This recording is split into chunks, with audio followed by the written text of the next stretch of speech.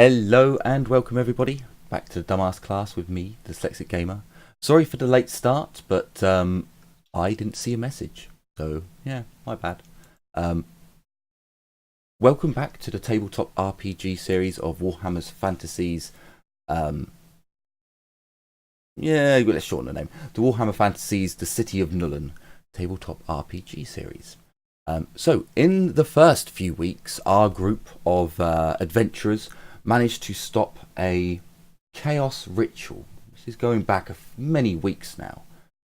After joining their new patron, adventures have have unfolded here, there, and everywhere. One of our party decided to take upon himself a curse that has changed him forever, and still changing him. We'll see how far that goes. But they made their way into the city of Nuln. They were meant to come here for an auction for their patron, Magness von Humperdinck, to carry out some business. But upon arriving, Magness gave them a new contract to join as a warband, his warband, the Slayers of the Sky Beast, an add-on to the name that he came up with when he was very drunk, trying to impress everyone at the Golden Hammer, the most fanciest and upmarket of gentlemen clubs in Nuln. Giving the party a few days to do as they please, to recover, to look for work, to learn the city streets. They came across a few jobs of rumours and some hearsay that they may have followed a little bit too much, or maybe not enough. But before doing any jobs, they decided to stop off at the local brothel and throw some gold around, have some pleasurable evenings, and unwind. Upon performing their first job within Nuln, they realised that there were darker things in this city, things that the city folk refused to believe in, or are just too blind to notice what happens under the surface. The group then carried on with a bit more business before one morning hearing the sounds and cries of a man they saw enter the sewers a few nights before. One of the sewer jacks, screaming that he had seen something, the party knew that their warnings would go unheard.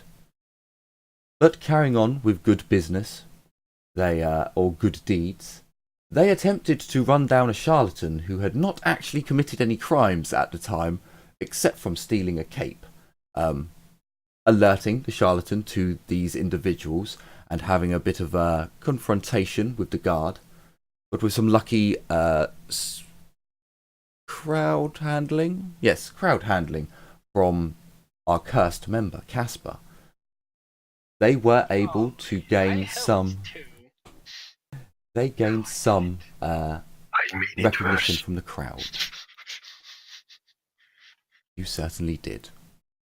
But a few nights on, and another opportunity emerged. The other half of the party, who had not gone into the brothel district where the charlatan was found, went in, disguising one of their elven members as a lady of the night.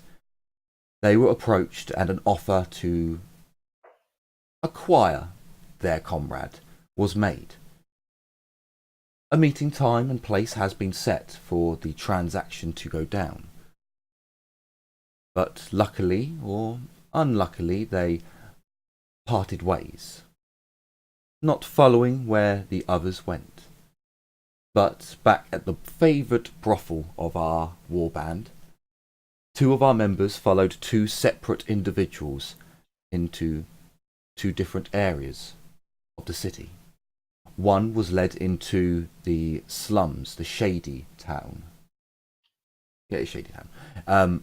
Where, after a brief and quite devastating assault on some poor gangers, our elven ranger, Liliana, was able to get some information and cause some casualties to the not the charlatans, to the ginger-haired man's, no, the bald man's party. Because you don't know their names, you do have their descriptions. And yeah, he was bald with sunken eyes. But Caspar decided to follow another individual, a blonde-haired individual, who he was led into the nobles district. And there, unfortunately being spotted and led on a bit of a roundabout chase, he was able to pick up the tracks and was led or followed the tracks to a secret passage. And he had enough time to learn half of the code to unlock the secret passage before a guard disturbed him. But they are not on free time anymore. They have been picked up by Maelius von Humperdinck and led into the noble district, to the palace. There they exited and entered the palace of the Electus Count of Wissenland. Upon entering, there were many individuals there who were giving the stink eye to Maelius as he did his traditional grand entrance.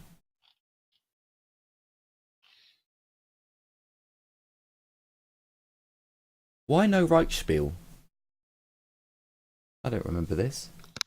No, that was said. He turned around to us and said, "Remember, no Reichspiel." But he said it in Reichspiel.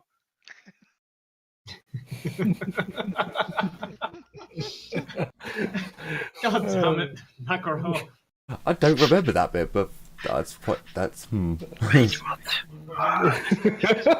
What did you say? Yet for working for a discount Makarov. Apparently, I said from Maelius, remember, no Reichspiel in Reichspiel, which is the common language in the Empire. Yeah, and then he drew a string on a pistol crossbow. We didn't shot the Countess. Since we're distracted anyway, He handed out are we to us armed? the repeater crossbow. So How we know? you have been, all of you are wearing your outfits for the warband, except from Carla, who gets the choice between her priestly robes and the outfit. I'm wearing my priestly vest. Hello. Hello. Hello, unit. You're Hi, muted. unit. You're Hey, not muted. Yay! Hey! He speaks, but remember, no Reichspiel. Hey, unit. Just tell me when I start to echo. Okay. Sure. So we're just into the introduction, where you have all entered into the Electus Countess says Grand Palace.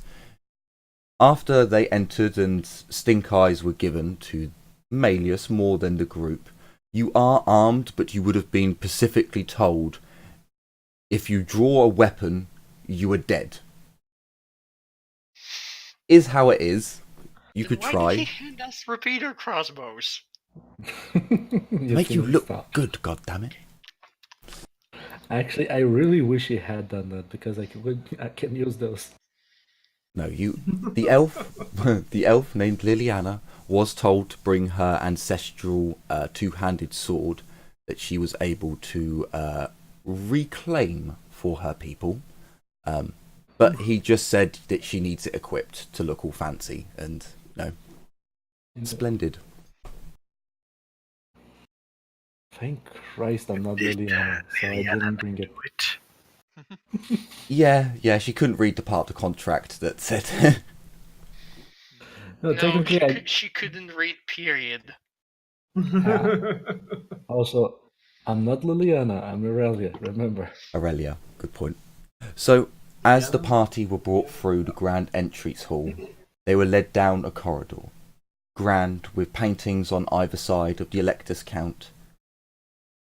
You would all notice, as you're walking down, there are stewards who are leading Maelius, and they take their time. There's no rush, and it almost looks as if Maelius is walking in a formal manner, much slower and more dignified than his usual plod. Can you give me some perception tests as you're walking down through this very large, grand corridor with white marble, a blue tapestried rug on the floor, and art pieces aligning the corridor leading up to this incredible Gromril engraved door? No. Apparently, when I said no, I was right.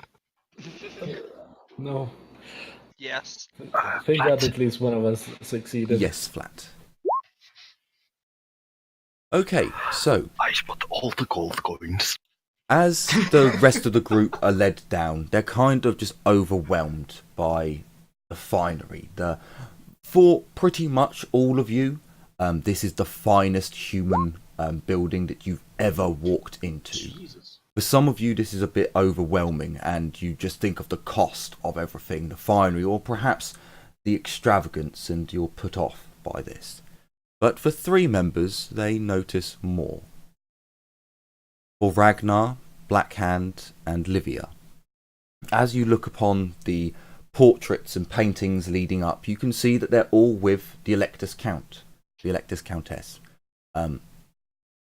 She always looks as beautiful as a new virgin maiden. There is never a sign of aging. There's never a sign of a single hair out of place. Now, these are paintings, so the artist has some liberties. But what you do notice is that in many of these photos, she is being waited upon by 4 ladies in waiting. A blonde, a brunette, a redhead, and a black-haired girl. Throughout the paintings, they do appear to change. Slightly, the hair changes in length, it shortens again, a different hair style, a different dress. But they do also appear to be aging slightly. This may just have been the artist again taking liberties to make the Countess look as young and as radiant as ever. But you do take note of this. As you come down to the final doors, the last painting that you saw had the redhead apparently as the eldest. But you did also note that all the women seemed to be the same people. The redhead never changed the way of her height or her build, but the doors approach, or you approach the doors, and before you get a chance to really stop and examine, they are pulled open. And as the doors open, a brilliant light shines down the corridor. As you look around this grand throne room, you can see that it is white marble again on the floors, but there are Vertemer pillars, yellow and browns and whites, marble pillars leading up into the rafters. Along the side of the walls, along the dido, there is Kahara marble, black and green, that leads along. And where the throne seat is positioned upon its plinth, on its plinth steps, I think they're called, you can see that there's just this absolutely magnificent construction of steel and engineering, with cogs that turn almost like an awning that comes out over the throne itself. As you see cogs and pulleys turn, you can see that a range of birds come down, and you can see their wings move before flying away. And for those of you of an engineering prowess, this is a masterpiece of engineering and artistry construction. There's a better word for that, I forgot it. Metallurgy. Yeah, metallurgy. As you take in the sights, as your eyes adjust to the grandness of the room, You notice that there are 2 seats, but only one of them is occupied. An absolutely stunningly beautiful woman with, I believe she has dark red hair, pale skin.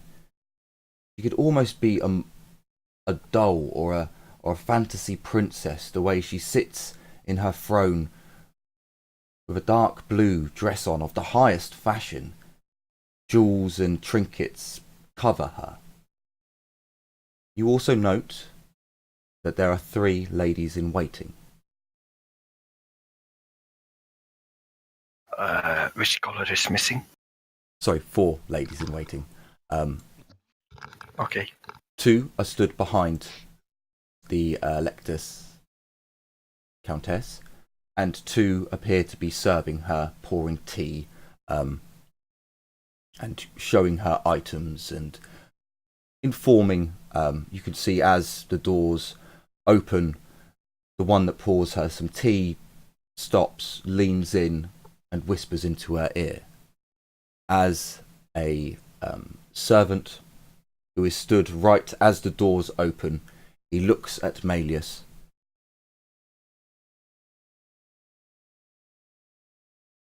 You are in the presence of Emanuel von Libowitz, Grand Countess of Wissenland, Countess of Nullen, and the Duchies of Messigner.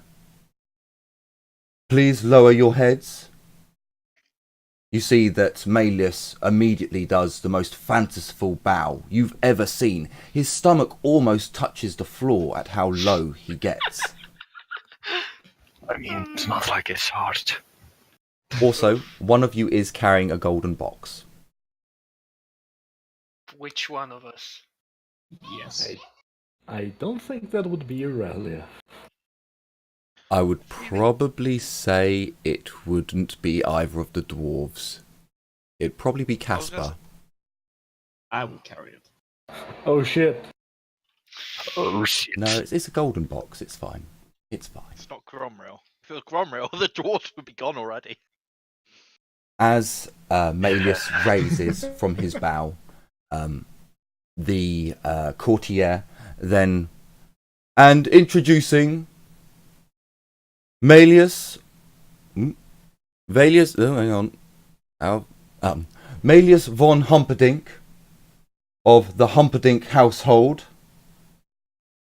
merchant of. He looks down at the piece of paper that he had tucked behind his back again. Merchant of all the rivers throughout the land. Acquirer of the finest Did he doodads say- and trinkets across the land. He looks at Malleus and gives him the most evil of looks. But you could just Trinkets. I love it. you could just see from Malleus's cheeks that they are rising. You could guess that he's smiling at the man. Oh, yes, no need to carry on. The Electus Count knows who I am very well. We shouldn't waste her time with needless titles. And he steps forwards, now with almost a leap in his step. He's almost, it's not trotting, it's like gliding as he steps in a flurry of bringing his cape up and just making an absolute show of himself. Everyone roll me perception with a -10. Jesus, you really don't want me to have this. I already have Oh, -20. sorry. The elves, you no longer have your negative whilst in the palace. I use. Oh man. Sorry. It's clean in here. There's no smells. In fact, there's Okay. a fragrance of flowers. I'm gonna add a +10 to my perception then. I'm gonna keep the -20. Which Chaos God is the number 8 again? Because he's liking me right now. Okay, so I get some cornholio right now. for I believe Blackhand, Caspar, Livia, and Aurelia. You all notice a smile appear on the Countess's face. She hides it very quickly, but you clearly saw a little smile there. The 4 handmaidens, 2 of them who are behind the Countess, you also saw a smile, whereas the other 2, it was more of a really... What kind of smile was it? Just a little one, when you see a man playing the fool, but you're a high lady and you can't really be seen to be laughing, and there was a little smile there that, from her demeanour, because it very quickly disappears again, and she holds a very, very well-trained poker face. Lord Malleus, it is always a pleasure to have you in my court, and I have heard that you have procured the item that my court wizard asked you for. So, but of course, you're welcome. Oh, my lady, it is with a joyous heart that I come back to the jewel of the city of Nullen. It has been too long, but I could not return with just some mere materials for your most noble and brilliant of court wizards. But I also have presents and gifts for you, of course. And he gestures with his hand for Caspar to step forwards with the chest. As you take a step forwards, he goes and takes a locket off of his chest, from around his neck. Off of his chest, from around his neck. He opens it and pulls out a key. He then unlocks the chest and opens it up. If you peer down inside, you will see a number of jewels, gems, and jewellery that you've never seen before. I have for you one of the most rarest finds that I have ever found. This necklace is believed to have come from a city known as Kemri, or a lost civilization far to the south. It is absolutely extravagant, and I have never seen jewellery like it before. I thought it would be a splendid collection for you to add. As the chest is opened, you would note that one of the handmaidens from behind the Countess steps out, walks down the steps, and takes the amulet, the necklace, off of Von Humperdinck, and she looks it over and appraises it.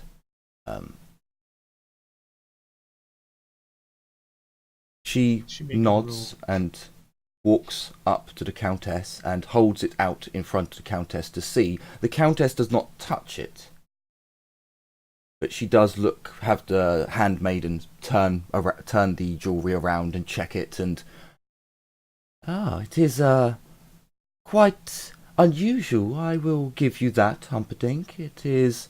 Do I recognize it? None of you have been to Kemri. It's the Tomb Kings. Place, or did he make? Oh no, he stole it from the Tomb Really Kings. Wow, Yeah, that's both. No. Let's get this right. He paid someone else to steal it from the Tomb Oh Kings. yes, yeah. Oh yeah. His last warband. That mysteriously gone missing. It is quite unusual, and I haven't seen anything of its like come up before. And just for out of character, this is a very unusual type of jewellery from the Tomb Kings. It's not just the standard jewellery that you'd see on them. this would be something that came off of a very high, a very high level of society. A pharaoh, one could say. You know, a You lynch say like priest. it is. You know, Am I the only one who's fearing that the Countess will become possessed? no, that's why she's not touching it. And of course, that is not the only present I have for your ladyship. I have these incredible golden earrings that came from the jungles to the southeast of us, southwest of us. It was a great struggle, and you can imagine my greatness in such sweltering, humid heats. It was most uncomfortable, but we persevered, and I have these incredible artifacts that you could wear, or even just have in a collection to show off. They are quite brilliant. The handmaiden who had the jewelry went off. The Electus Count gives her a nod, and she goes off. And the other handmaiden who stood above walks down and collects the earrings. Out of character, yes, these are things taken from the Lustria. Of course God's they are. sake. So where will he be sending us? As long as it isn't Nausicaa. And more importantly, which number of warband we are? Because something 13. tells me there's more than just 3 warbands. You suddenly made me very scared. Scooter.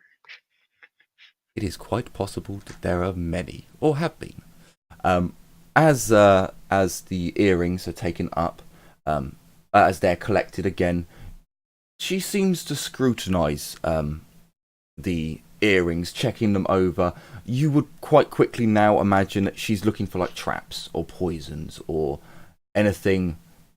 Like they're taking it by hand, so if there was a curse, perhaps it would hit them first. But she goes over and shows the earrings to the Countess elect, and again she doesn't touch them. She looks them over, and they are quite fine, but I feel they would ruin my ears. I think you're right, though. They would go very nicely in a collection. Perhaps, if you don't mind, I may give them as a gift to those deserving. But of course, my lady, they are yours to do with as you wish. I also have in this meager chest a number of gemstones and gold ornaments that you may have and do with as your discretion desires, my lady. Oh, well, Humperdinck, you certainly know how to please a lady. Doubt it. Bet he hasn't heard that Stifling in a laughter. while. But I'm sure all these gifts are not solely for just my pleasure and enjoyment. Perhaps you wanted some Stifling more information about the auction, perhaps. My lady, news does travel fast, especially when one is intoxicated. And yes, there is a ring in your auction that I must acquire. A family trinket, I suppose you could call it. Heirloom. Is that all? Some mere trinket? It was my mother's ring. I would very much like to return it to its rightful place. Humperdinck, that doesn't sound like something you would do. You go off across the known and unknown world to bring me such gifts.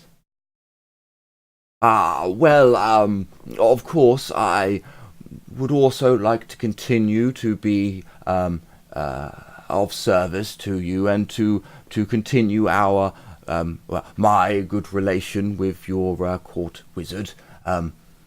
if that would be possible, if I could get another...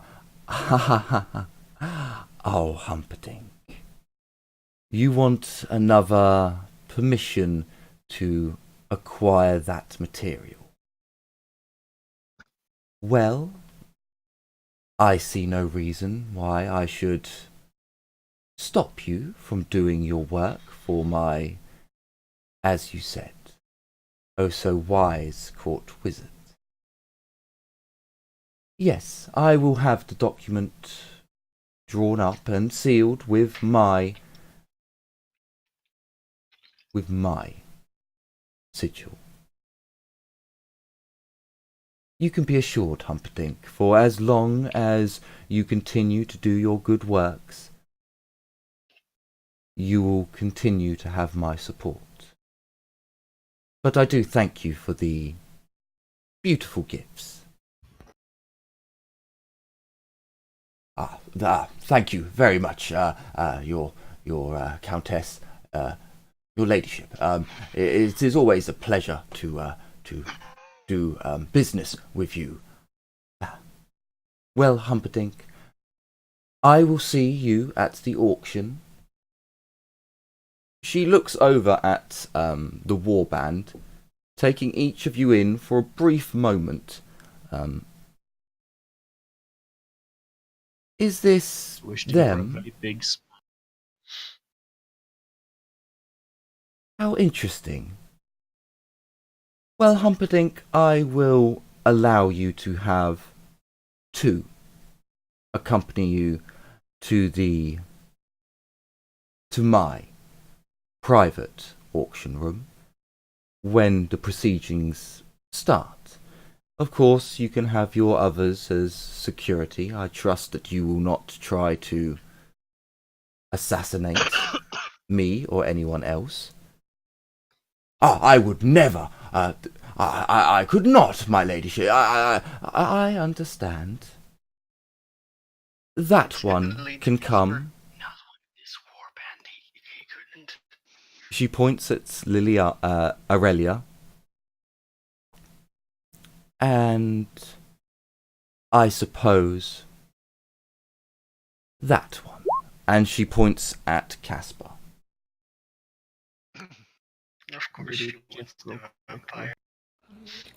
It No really will dwarves? This is give a small racist. balance. Species. Actually, can't find it. God Not damn it, racist, where the hell- species. I mean, oh, see, I'm half expecting her to be some sort of a fucking lich or something at this Yeah, point. or a vampire. Yep. Wouldn't that just be swell? Aurelia will give a small bow to the lady as she points to her and Casper. Casper would do the same, yeah. Give her a bow and curl to the head. Well, bow as much as he can as she's carrying this box. Yeah. Where the hell did that gift go? God damn. A few moments later, you see the first handmaiden return, and the second one who had the gifts leaves. Well then, my lady, I will not take up any more of your valuable time. I will pass on the good news to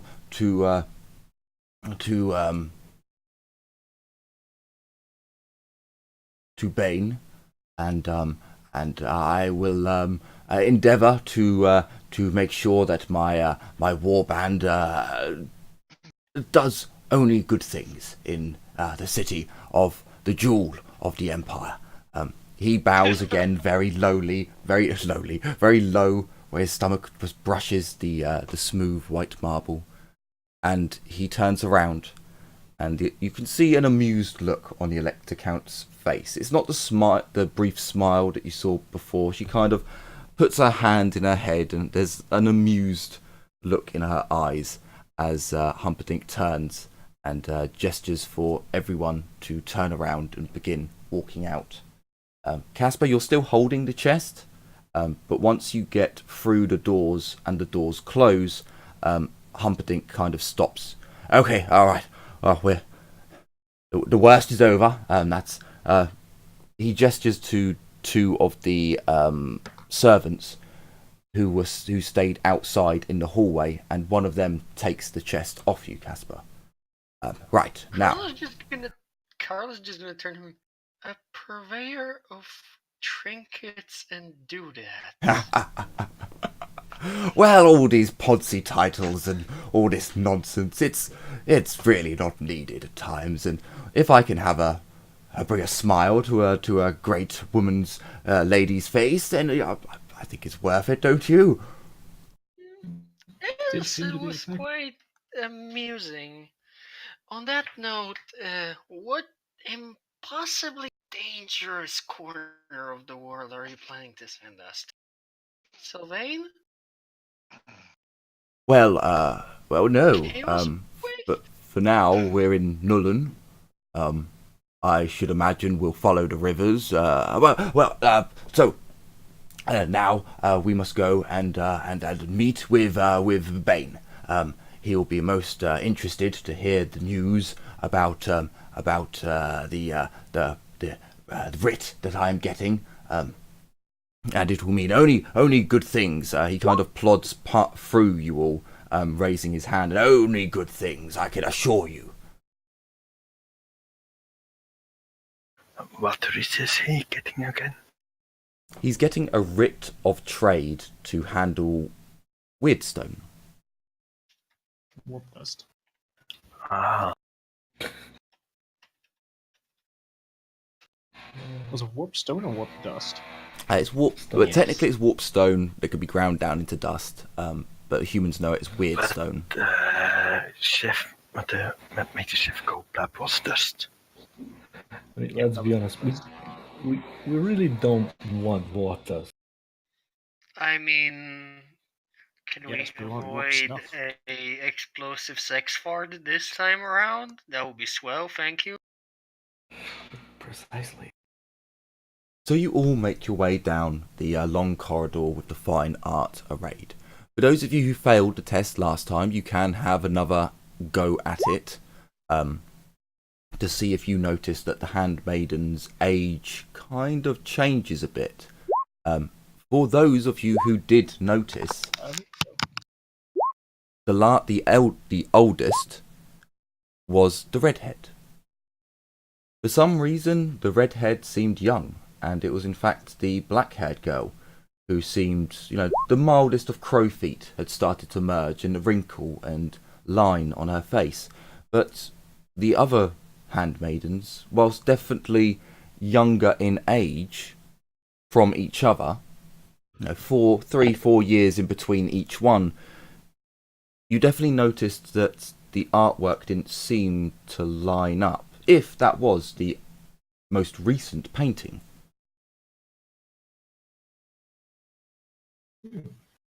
You make your way out. As the doors are opened again for you and you enter the grand entry hall, one of the servants leads you out. You've noticed that all the nobles and high men and ladies of power who want to meet with the Electus Count are still eyeing Humperdinck with just absolute, you motherfucker, walking straight in. You may even hear some nobles mutter, "I've been here all morning," and "No, I've been here all day and nothing." The bastard walked straight in. But you're led out of the palace, and you walk towards a grand tower built within the grounds, just away from the palace itself. Once there, the servant who led you there knocks on the door and leaves you. A young man opens the door from within inside and, yes, are you here to see my lord? I am indeed here to see your lord. Out of the way. Humperdinck pushes past the apprentice. And, but sir, who are you? I am Melius von Humperdinck, and I have a writ of acquisition. Bane, get your golden arm down here. Humperdinck walks in and just starts shouting up through the tower. As you all kind of peer into the tower, the ground floor appears to have a small haft. There are some areas where it looks as if the apprentice has been doing work, just making some food, writing out some papers, collecting and cleaning out the different petri dishes and test tubes that his master has been using. You don't hear anyone except from, obviously, Humperdinck. But after a couple of moments, you do hear a door open, and Bane makes himself known at the top of the first flight of stairs. Humperdinck, do you have to make so much noise for something so trivial? But of bloody course I do. This legitimizes my work. And now we can put our plan together. Now we can be true business partners, and I can make... Humperdinck, is this really best done here, with the door open, and all of Nullen hearing your blathering? Well, you should have come down quicker and invited me up. What is wrong with you, man? You may have embraced the darkness, but I was born in it, shaped by it. Alof Quill Bane just has an absolute look of just, what have I got myself into? What? He deflates visibly. Sounded good. Sounded good. I was literally just talking into a glass. Yeah, glass. It's just glass in English. It sounded nice. As It's he literally just a glass. as he deflates, you all make out that his right arm is completely golden. He is already wearing gold robes, but one sleeve is pulled up on one arm and the other sleeve is pulled up, but it takes you a moment to just be like, oh, hang on, he's actually got a complete golden arm. You may have noticed that in the first time you noticed, you recognised him. You saw him when you first entered Nullen. But Bane looks, gathers himself and, come up. And is this for them as well? Oh, yes. Another deal will need to be done, and some of my war band must be there, and I'm sure the others want to ask some questions and know what's going on. I suppose if you're going to be with me for a much longer period. Very well.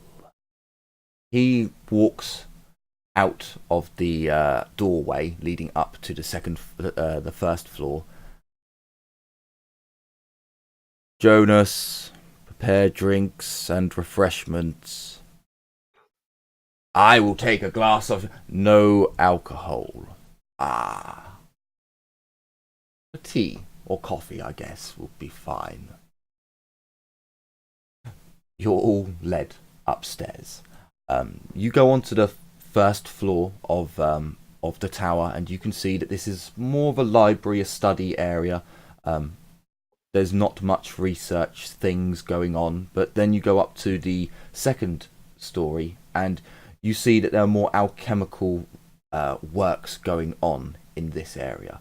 You can see that there are small burners that are cooking off different metals or elements within test tubes, and there are different rock samples, metal samples, and other items.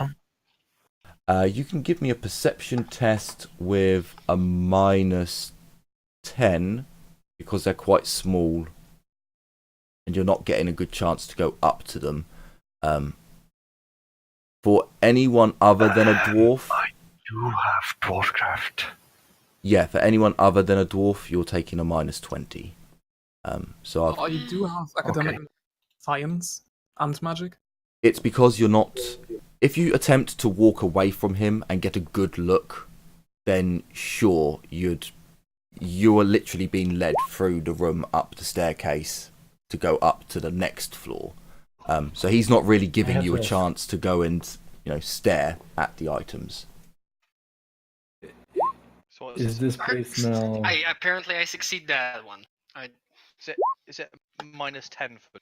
-10 for the 20. dwarves. -20 for everyone else. -20 for everyone else. Yeah. Yeah. Still past that.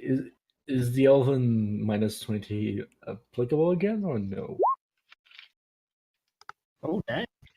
In this room, I think it it's a probably -40. would be because you've got things burning and bubbling and alchemical. It does smell in this room, in particular, quite strong. Yeah.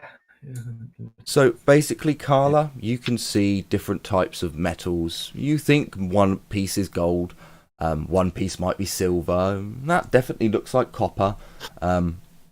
You're not too sure on where that looks like a piece of stone, but the other items there are kind of confusing as they're alchemical agents, and not being a wizard, you can see that maybe looks like dung.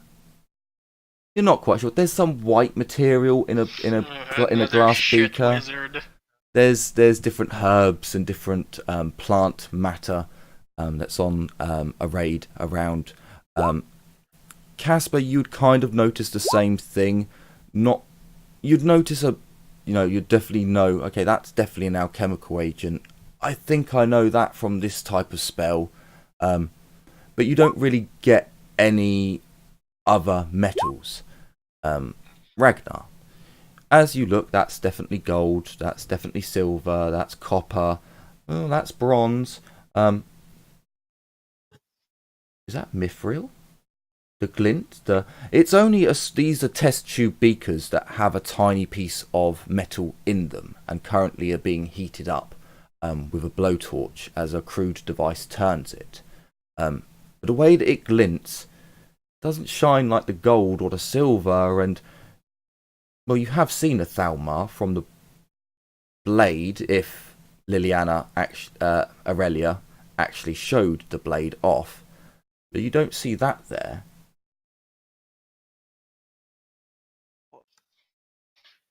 What is that? But you are led upstairs to the next chamber. As you say, what is that? I don't know what you're looking at. Please, come in. Sparky. As you enter the 4th floor, you would see that this appears to be his private entertaining area. There are a couple of tables and there's a couple of chairs laid out. There are books on each table. It does look as if he's been doing work here. But you can also see some empty food plates on the sides. Take a seat, won't you? He gestures to all of you, but Malleus takes just strides towards a seat. And so, when is my boat done? When will it be mine? It's become on, Bane. It's been a bloody long time, and I've delivered. Yes, Malleus. The boat will be done by the end of the week.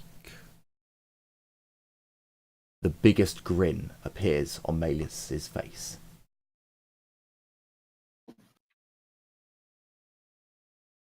Well then, if it will be done within the week, then I can prepare and make arrangements, and I should be able to carry on the good work soon. Do you have any locations of where I could acquire? Yes, Malleus. Of course I do. He pulls out a map of the old world. The Empire in Pacific. To be precise. He puts a marker on where we are now. And and following the rivers up to the east, his fingers stop.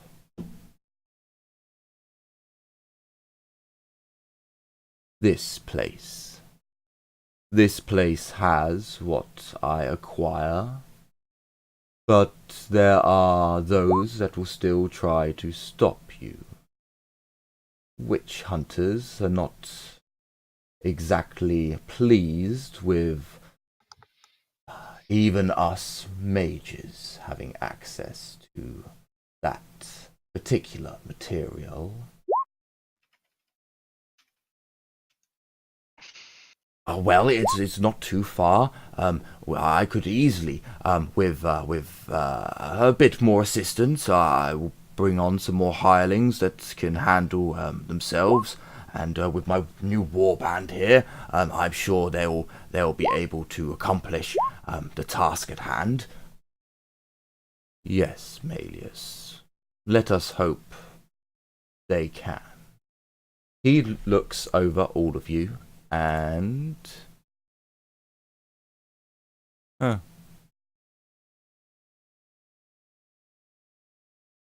he looks over you and he squints. And he seems to be judging all of you. He only quickly glances over you at first, but then he kind of a frown appears and he rubs his forehead and looks at you all again. Malleus, you are a burden on me. Remember this. What? Just remember. Oh, just brutal, savage. Very brutal. So Absolutely taken down. he closes his eyes for a moment, rubs his temples, and looks back up at all the warband members. He looks over you quickly, but then he stops on two of you. Concern. What is that, Malleus?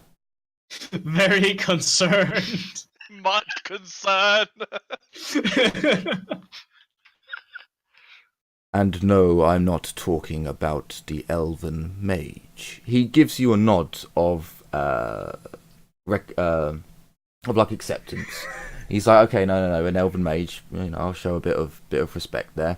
But he is then turns his attention to Caspar. Casper slowly sinks into his seat. So here's the thing, Bane. We kind of destroyed or stopped a chaos cult down south. They were performing some ritual, and we crushed them, as we should do, by the grace of, well, whoever cares. And later I'm sorry, on, you did what, when? it was some weeks ago, down south by some small towns. One was hit by, they were hit by different calamities, and we solved it. It turns out there was another issue within the lands of Wissenland, and my good friend Gale requested us to look into it, and my warband member here was cursed, and well, for now he did it with good intentions at heart, and I've said that I will watch over him.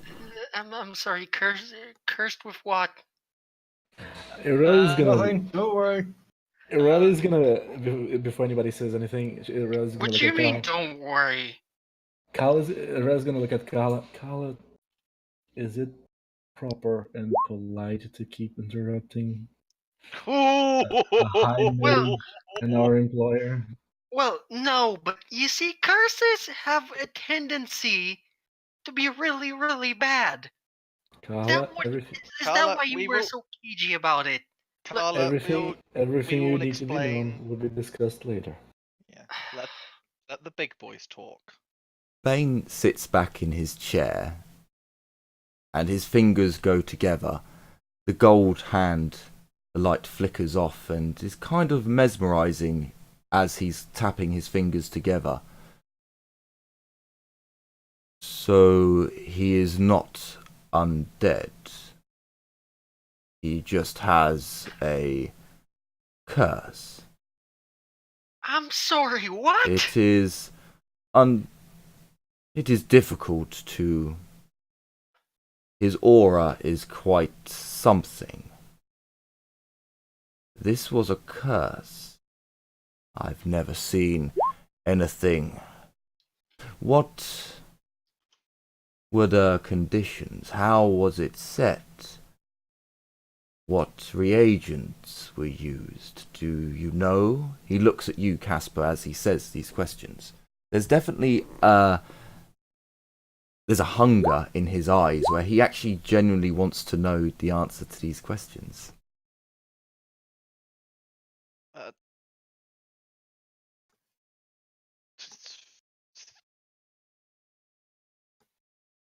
I can't remember if it was said to all of us or just to. Casper has said what he needs to find. 'Cause it's a blue. Is it a rose?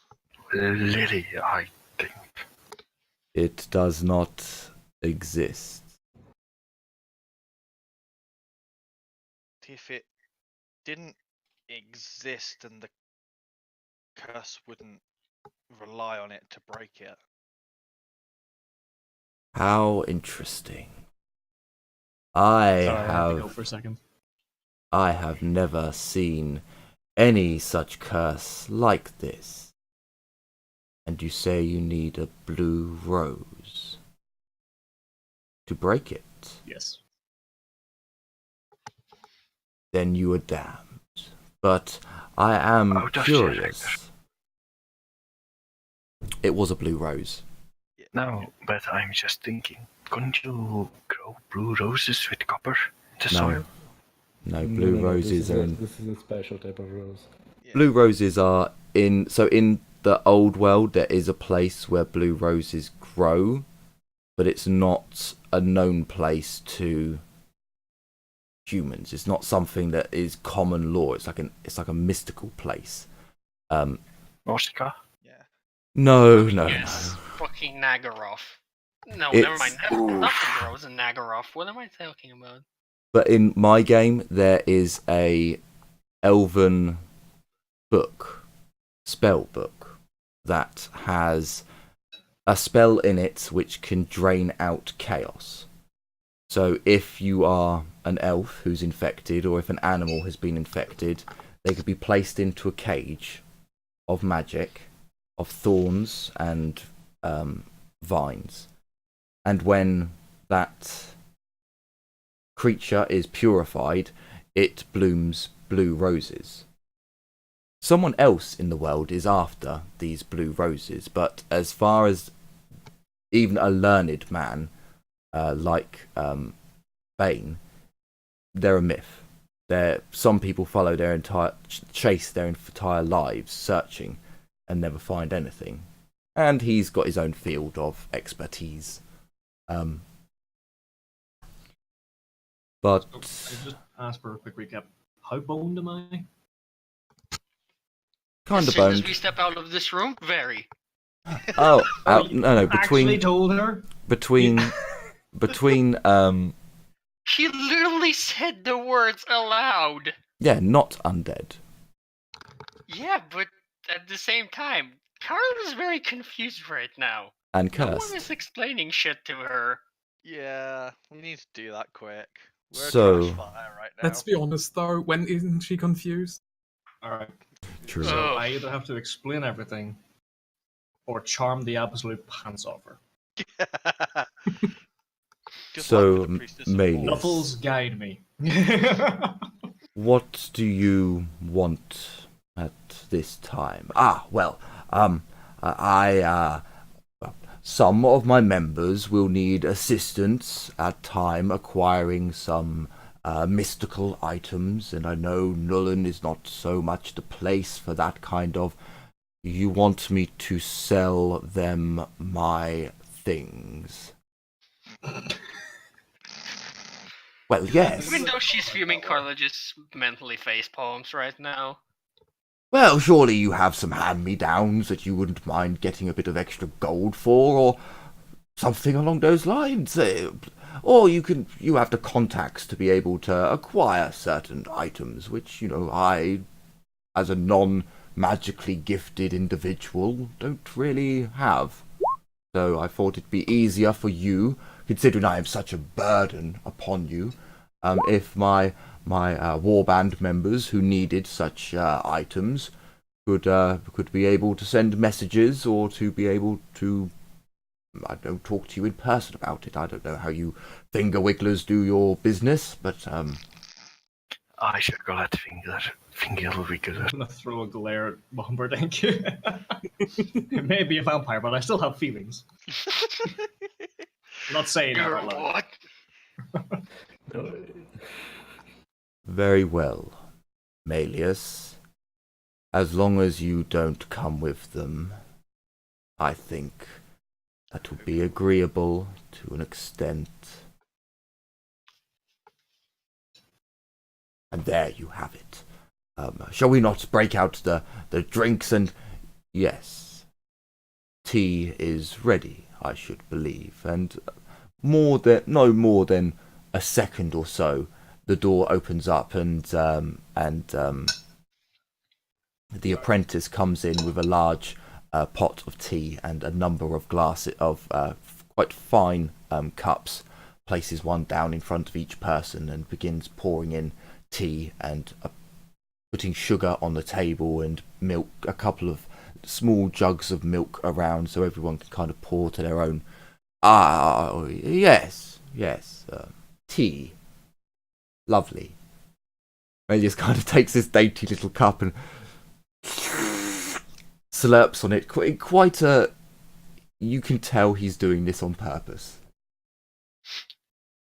I'm gonna try some tea, but better, I'm gonna add sugar to it. And just keep adding sugar until it is somewhat sweet, because I don't have taste buds at the moment. Aurelia will sit down, finally, and she'll sit down in the proper, noble way, and she'll pick up the teacup the proper, noble way, and she's gonna drink it without sugar. Yeah, she's being super posh right now. So, who of you needs to acquire a grimoire? Because that is clearly what Malleus is on about. I'd need one. I put my hand up too. He looks at you, Casper, and there's a look, and there's a kind of amused, like, huh, okay. Well, inform me of which ones you will require, provide payment, and they are yours, should I have them in my collections.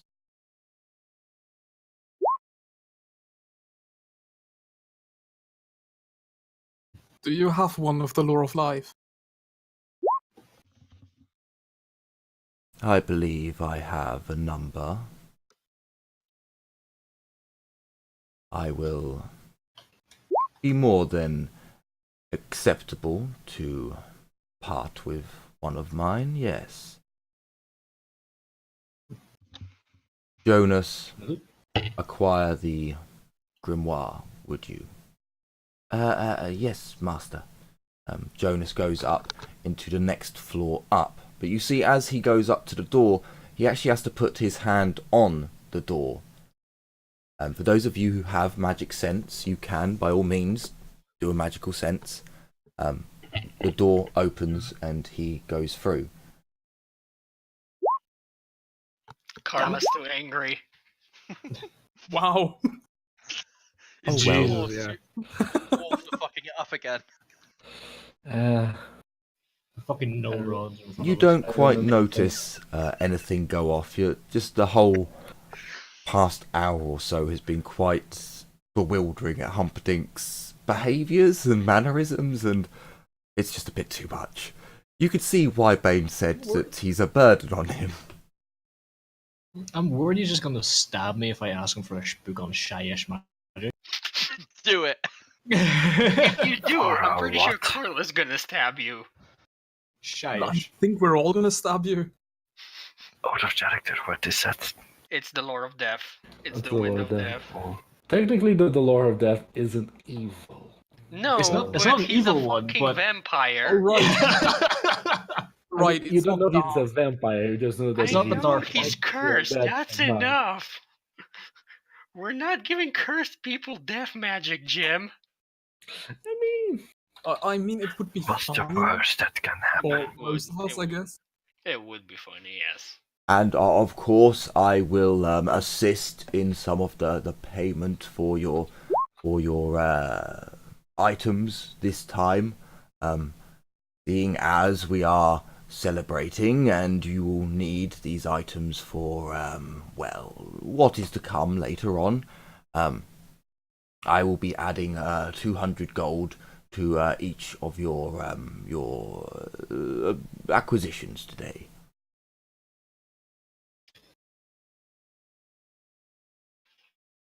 I am actually going to lean over to Humperdinck and whisper that he's not going to kill me if I ask for the book on the lore of death, is he?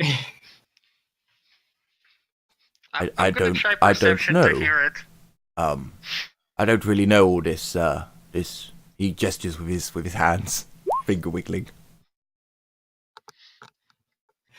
Shyish is the right one, isn't it? Yeah, Shyish Yeah. is The the other Lord of one. Death. Yeah.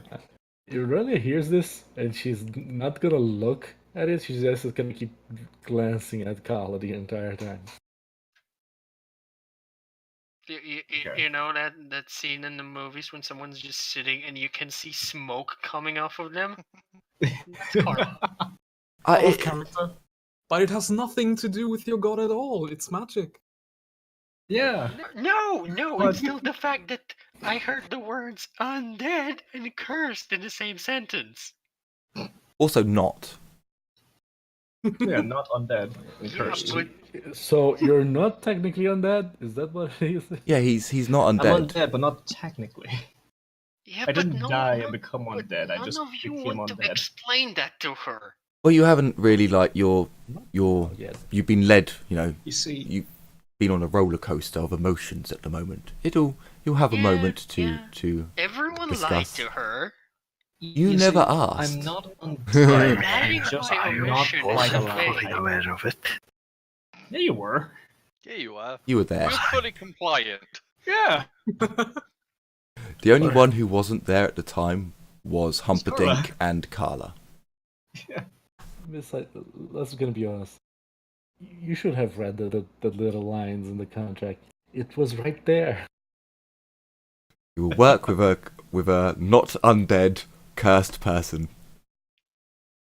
Pretty you sure may, that was in the contract. you may or may No, not No, it was just like not be be my working life. with a vampire. Well, here's the thing. My duties to the temp will supersede the contract. Is it a school? I know there are schools. Bane, what schools would you not have? I have a complete collection of the schools, but I am not willing to part with a number of them. There are some which are more of a pain to acquire, but I have a number. I would not like to remove another law of life from my collection. Let's put it that way. A number between 1 and 7? What would I roll what would I roll to basically think? Wait, shit! He has all all the books he says he has an entire collection, even the evil ones. You Like, I'm wouldn't. sure collect he only has the collection on the Imperial schools of You magic. wouldn't know. Like True, your it's character like, wouldn't have the knowledge to be aware of that. True. It's just yeah. I was just thinking more because of my background, but it's okay. Okay, I'm just gonna buckle down and ask: would you sell me a tome on Shyish magic, on the Shyish wind? How interesting. Why exactly do you want to follow that particular path? I was actually studying it before this happened. It's a very odd coincidence. What is this school that you're talking about? Yes. No, that's not an answer to a what question. It is a legitimate school of magic. Okay, good enough. Yes, I have an extra, although I would rather not. He looks at Malleus. For our future dealings, it seems as if it would be profitable for me. So very well. You hear Bane shout out to his apprentice to grab the other book, and the apprentice doesn't really make a sound, but he obviously hears his master, because a few moments later the door opens again.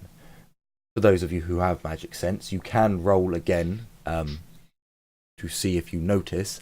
The door opens and he closes it and makes his way down. God fucking hell. Hey, you got a good number at least. Hey, Look at it. Nico, it's your cousin Ramen. Wanna go bowling? I just love that. There we go. So, Livia, you do notice that there's a magical enchantment on the door. It doesn't seem to be anything more than just a locking system, but as the door squeaks, or you just hear the footsteps or the door locking mechanism open, you look up and you can see that there is a very faint magical essence that runs round the edge of the door frame, and it appears to run just because the door's opening, the magic is dissipating, so it's just running off of the actual door itself. As you look up, its lines appear to be moving away, the unlocking. And once the door closes again, you see the lines move along the door and connect with the door frame, and the magic is gone again. Just for fun, can I look at Bane with the same magical sense? Yeah, sure. As you look down and look at Bane, you can see that he has a large magical aura, a number of magical items on his person. As you look around the room, you can see that there are magical elements to the room, that he's clearly performed some sort of magic, perhaps for ease of living, perhaps to stop his secrets from being revealed. Nothing malicious seems to be around you. You don't feel and you don't see any like booby traps, magical booby traps, or anything of that nature. But it does appear as if he has enchanted or got items that are enchanted dotted around his personal quarters. And of course, the two grimoires themselves, as they're brought down, you can see that there is a magical aura around them.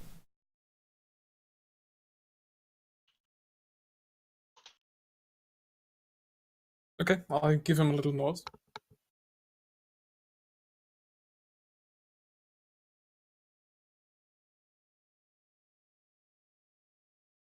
So, if you had any questions about what is going on, Malleus will answer you. Bane will assist where he can if you have any magical questions. Where did she get the mithril? I saw mithril back there. Only a pellet, a small sample. Unfortunately, it is even difficult to acquire for someone like myself. It's difficult for anyone. Just...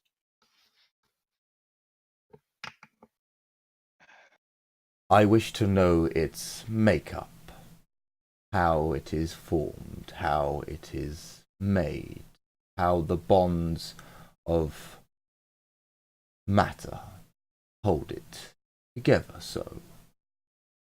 That small sample cost me far too much, but it is a worthwhile endeavour.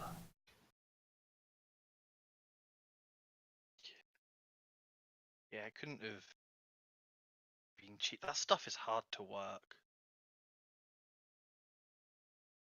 Is it Gromril or Ithilma? I think it's Gromril. you said it was So, Oh, I thought you said it was I said mithril. mithril, which is the Mithril is something else. mithril is the Yeah. dwarven metal from, I think, Tolkien's universe. It's meant to be, I should have said Yes. Gromril. Ah, okay. Sorry. They're both made by the bloody dwarves. It's like, damn it. Yeah, they are. Oi.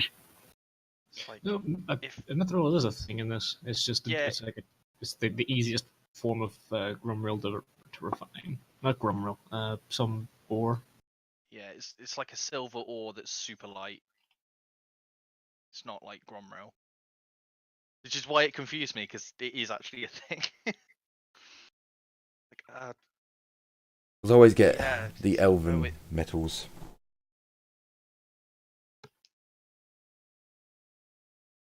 surprised anyone around here knows how to work. We enough to give you a don't nugget. know how to work it. Unfortunately, your kin do not wish to share that particular secret. You can tell there's definitely some anger directed towards the dwarven kind there. But at the same time, you do get the feeling that he has his own secrets that he doesn't share. So it's not directed full-on anger, but there is annoyance and anger there that you have the knowledge and aren't sharing. Well, I mean, it's not like you guys aren't sharing. it's like it's, we have to have some ability to protect ourselves if the time ever came. That's why we developed the runes we made. To protect ourselves from magic. Why would I- we want everyone to know how to do that? I thought wars were naturally resistant. We are, but also we do have specific runes to, like, break magic weapons and all that stuff. Runes are dwarven magic, basically. Yeah, but they're not magic. Yes, they are. They are. These will be. Okay, I gotta ask him, how did he detect me so easily? Yeah, can we get back to that curse business? So he detected you so easily because he got a natural 5, and he has 70 magical sense. So Holy shit. I was like, well, that's 8 degrees of success. If he had just got, like, a 20 or so, he would have known there was something wrong with you, but he wouldn't have known. He wouldn't have got so much information because he rolled extremely well. It's like, well, no, he knows that there's something dark attacking your essence and your magical energy is changing and being manipulated. But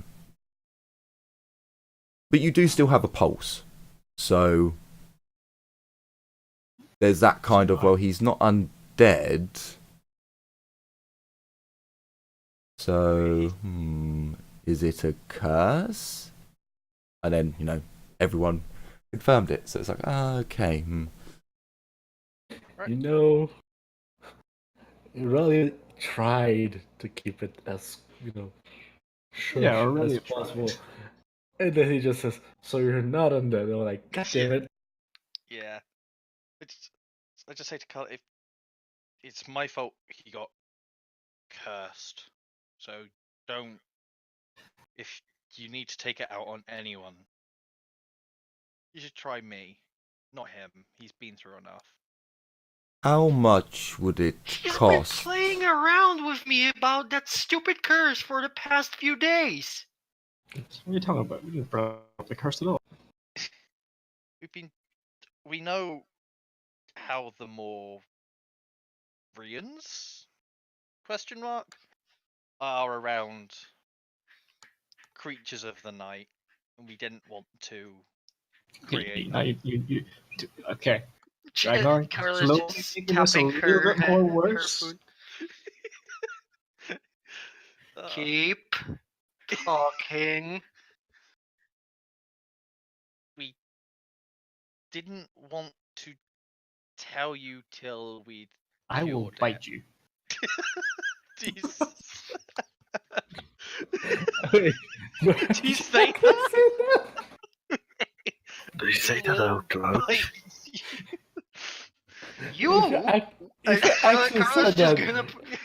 if you actually said that, Ureli is visibly face palming hard, like Carla's just pointing her finger at Casper. You will do no such thing.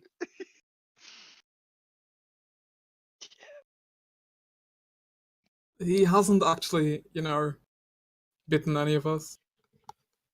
He actually behaves so far. He doesn't seem very dangerous, so as long as it stays that way, I'm fine with him. You know, Seem very dangerous. He's a mage, for crying out loud.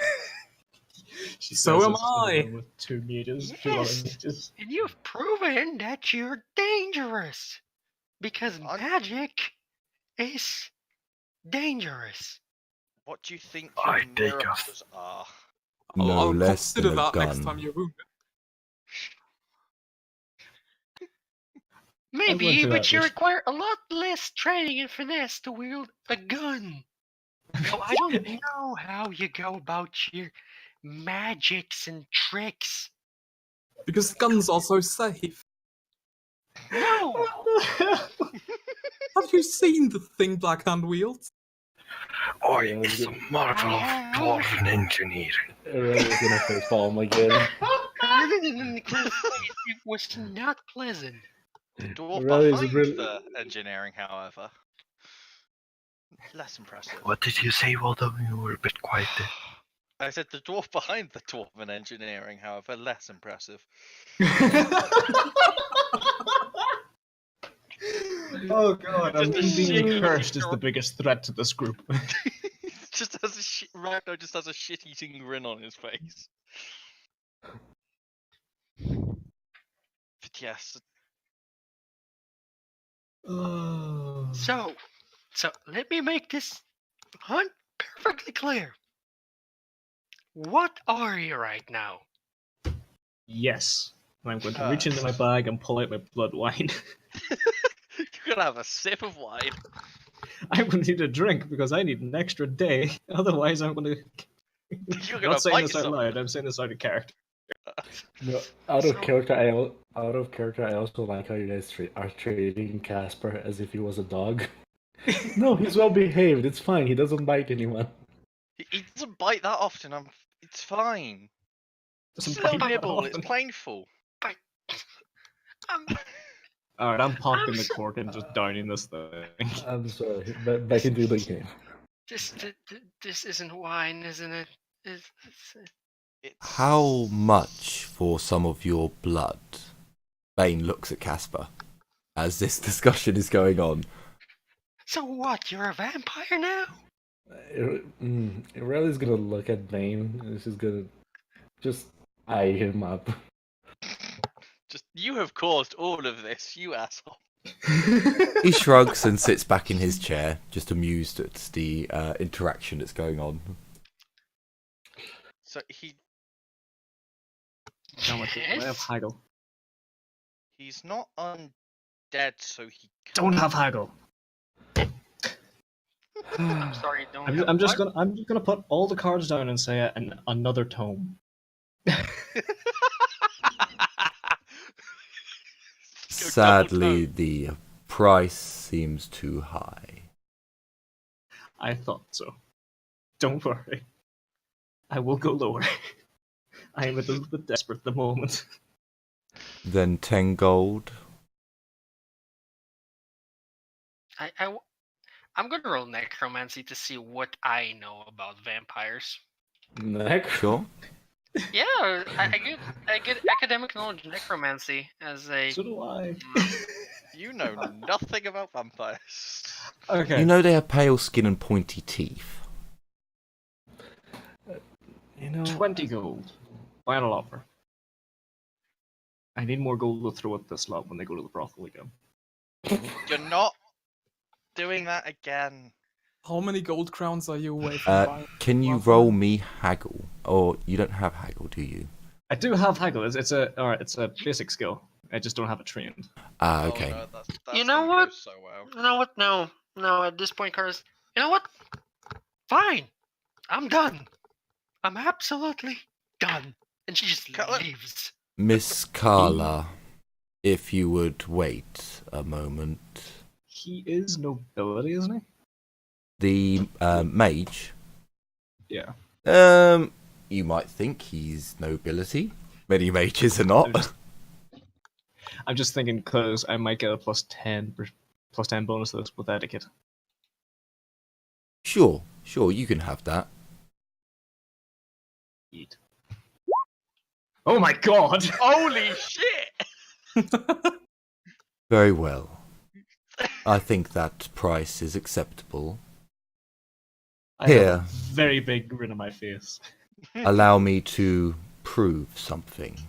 He goes over to his side counter, opens up one of the lower cupboards and pulls out what appears to be a medieval medical kit.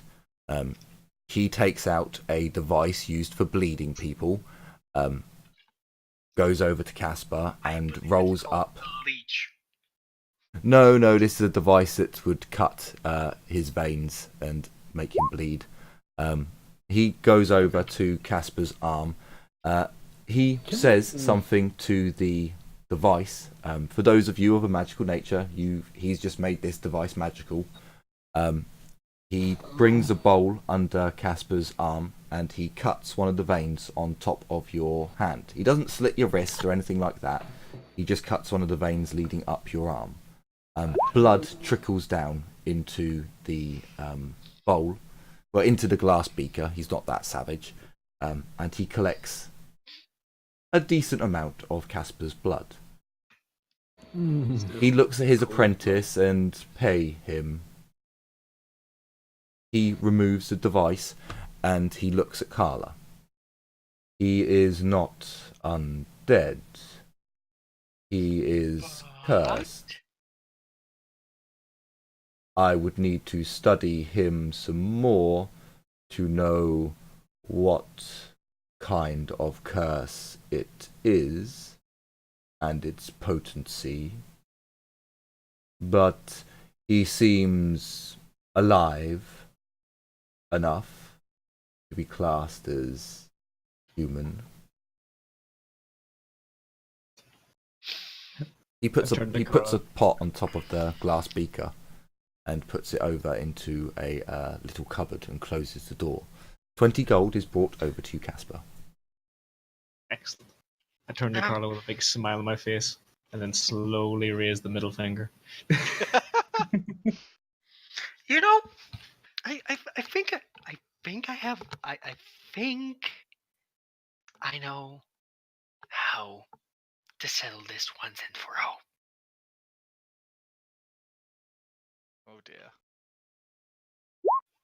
Okay. Oh no. May I whack you with a stick? I'm sorry. What? I think you need to buy him dinner first. I'm not into that kind of thing, but I can bring you to a brothel that probably is into that thing. Well, too bad you're getting smacked with my walking cane. Just don't run. You'll only be tired. What are you trying to smack me with a stick For for? fuck's sake. I'm fortuning that. I'm fortuning that. I think Carl actually hits Aurelia's teacup. I was gonna say, do you just Fuck's like sake. go a little bit too low with a hit and you smack Ragnar around the head instead? I like to think he just breaks raises the it up pipe and inside the- throws it behind you. So, fortunately, Carla, as you're kind of in a bit of a huff, you go to swing quickly and you just miss entirely, and everyone kind of looks at you, and even Bane seems to smirk a little. Red is gonna take one final sip of the tea. She's gonna put the teacup in the plate on the table. She's gonna look at Carla. Carla, I don't think you should be doing that, especially with your skill in this environment. I'm sure our host, Mr. Bane over there, has some very valuable stuff in this room, which you could break at any moment with your clumsy swings. And then she's gonna smile. I'm done. I'm done. She just leaves. She's just gonna leave. She's just gonna. No, she's not gonna leave. She's gonna storm off to the temple. Sure, you can do that. And when she crosses the gate, she is going to very angrily You don't pay need the tax. you don't need to cross any gates. Oh, okay. Yeah, you're in the noble district, also the temple district. So you literally walk out of the tower, down the causeway that leads up to the palace, across the noble district, and make your way to the temple quarter. Malleus and Bane kind of look at each other, and I hope I haven't made a mistake here, Malleus. Your party had best Now be he able fucking to do thinks. the job that you have said they can. I'm sure, I'm positive, absolutely positive. Well, you know, some things happen. Ragnar mutters under his breath. That wasn't the mistake you actually made. You did make one. Just tell someone about an undead member of their team. He's so stupid. So you are talking about, so for out of character, the dealing in warpstone or weirdstone is completely restricted. Although the Electus Countess has given Malleus this writ, a witch hunter could still try and kill him for it, because it is illegal, and technically only the leader of the Empire? Yeah, like Karl Franz essentially could write it off. She is an Electus Countess, so it gives her more claret to the writ, but it's still a dodgy thing to be dealing with. So he kind of gathered that if they were all coming up, that they're all well aware of what's going on. Hey ho, you know. Didn't expect some really stupid moments with the group. Sit there. You're on bed. Riley is still super amused and sitting super posh at the table. Oh. Are you feeling okay, Elf? You don't normally sit like this. I think both elves just sit there politely. Like, Riley's just gonna look at the dwarf. Well, I'm just With his Wow. muddy boots up on the table. have proper manners. Let's put it like that. Could you get your boots on a human table, on a human chair? Probably. I think if he was, with his hands down on the floor and Doing the thing. I forgot how to say it. He's not that short. He's like he was quite tall for a dwarf, if I remember. 5 rightly, when I foot rolled is him out. tall. I think 5 foot is tall for a dwarf. He has his hands on the chair and he's pushing himself up. Yeah. Yeah, when I rolled him up, he's 5'2", so he's not exactly the shortest Jesus. boy. So he could probably do it. Just out of character, did we see what Dane did with the blood? Yes, he put a cap on the jar and put it into his cupboard and shut it away. Okay. Okay. We should probably go talk this out with Carla after our meeting. Oh, now you want to talk. Irel is going to smell. I'm eating off. Irel is going to smell and say, "Worry I'm not." a dull dwarf. Let her Sorry for process. interrupting. Let her process the information. She'll probably blow off some steam and will probably recenter herself at the temple. She'll be fine. Besides, she has a contract she can't break. Irel is gonna smile again. As if she could read the terms. She good. Or elven friend not. I was just gonna look at you and be like, okay, again. Come on. Oh, for God's sake. Are we paying now for the grimoires? Out of character? Yes, if you place the 300 gold needed, the apprentice will take that away and squirrel it away. Okay. Hey, I'm poor. You're poor again. Melius did actually give us money towards it. Yes, so he's giving you 200 towards it, so you need to pay 300. No, you're actually getting So only have to pay quite a 300 cheap or price. don't have to pay 300? Yeah, that's insanely do. cheap.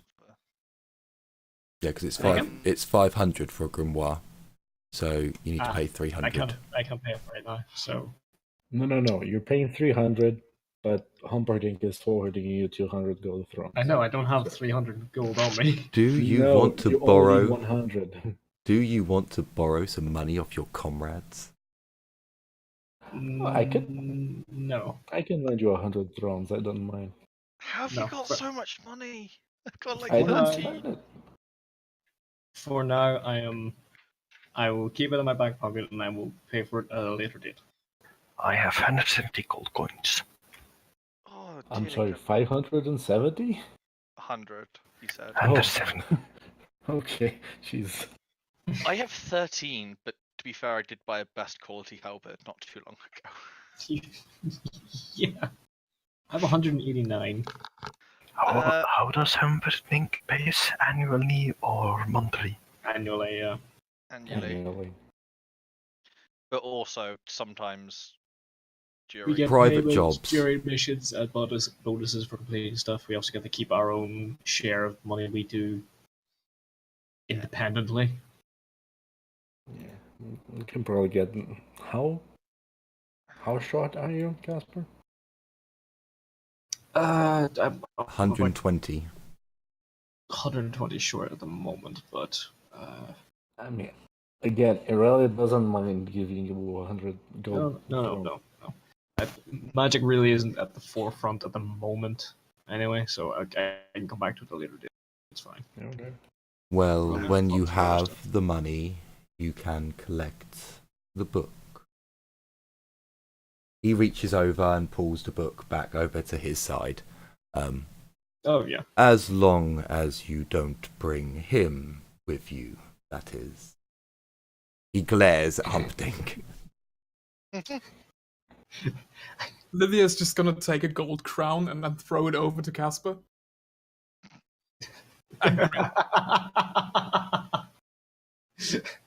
I'm going to laugh at that, and So if Gonna you... try- Oop, do you first? go ahead. You first. No, you go ahead. I'm going to No, try you and pull a first. joke.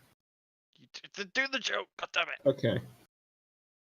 As a sign of good faith, I'm going to give you this. Just as a sign of good faith. and I slide over a textbook on necromancy that I had since I started as a student. Oh boy. I had this ever since I was a student, before this happened. He Wait, leans the- over, takes the book, and flicks through the pages. Very well. This will be collateral, for now, a gesture of good faith. But your book still, the grimoire still stays with me. Of course. Now that's just to show you that I'm not doing anything odd with the magic. Dude, You know, do you know how valuable a book is? I do 35 gold. He Not 35, smiles. that's He not smiles. 35. nice. It's not 35. The cheapest are No. 100, I think, or 75. The cheapest, which is a glued book, is 75. There you go then. So, Melius Technically, is I kind got of free when I start. I don't mind. Melius is kind of holding up his teacup, like shaking it upside down, like, yes, well, this has all been very pleasant, Bane. But as the good news has been spread, and I know that my property is my property, I will begin making arrangements and so on. Warband members, in 3 days, the auction will begin. Aurelia, Caspar, make yourselves presentable. The rest of you, and Carla as well, will be working the floor as my guards within the auction. So you will be keeping an eye out for anything suspicious or that such and forth. But Bane, this has been all too much, and I am going to go and celebrate immensely. With girls, I believe. Yes, and fine wines, and all the things that you are scared of. He I was smiles. believing you for a second, bud. Is he gonna get a planted pots planted on his dick? Oh, Christ. If I love that he did that. Melius kind of reaches over, giving Bane a smile to shake his hand. Bane regrettably leans over and shakes Melius's hand, and Melius makes his way back to his carriage. If the rest of you want to leave now, you can get a lift with Melius up to the gates. He's in a good mood. He'll pay for you to cross the gates. Hey. For those of you who want to stay with Bane and ask questions, you can do so. gonna say, as people probably try and filter out, Ragnar will probably be quite slow to try and get a question in with Bane without anyone overhearing him. Yeah, I think Aurelia will wait for Casper to get up. And if he does get up and leave, she will follow. Because she's a bit worried, even though she's not showing it, that Kala might jump out of the shadows with a fucking stick to try to beat him to death. Just at this point, I regret not making her a shadow mage. Jumping out of the bush with a stick. Oh, yeah. Okay. It's like just a random witch hunter out of the plant pot. I've got to go apologize to Carla. So I am going to get up and make my way to the Gardens of Moor. Oh dear. You're Livia's going to gonna the head out. you're going to the Temple of Moor, is that what you said? Yes. Okay. I think we should go with him. I will follow. You guys, Worried, but I'll follow. you guys catch up. I have to. You guys go ahead. I'll catch up. I have to do something. Livia's gonna say, smile and take a little bow in front of Bane and then leave. Oh yeah, it really would have Well, been I'm proper gonna- bow before leaving. Oh, and Me too. I'm also No, going with yeah. her in front of get-go.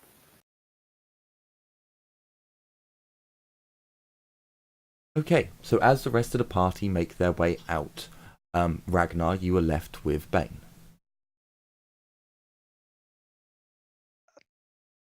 say again. Sorry. Cut out.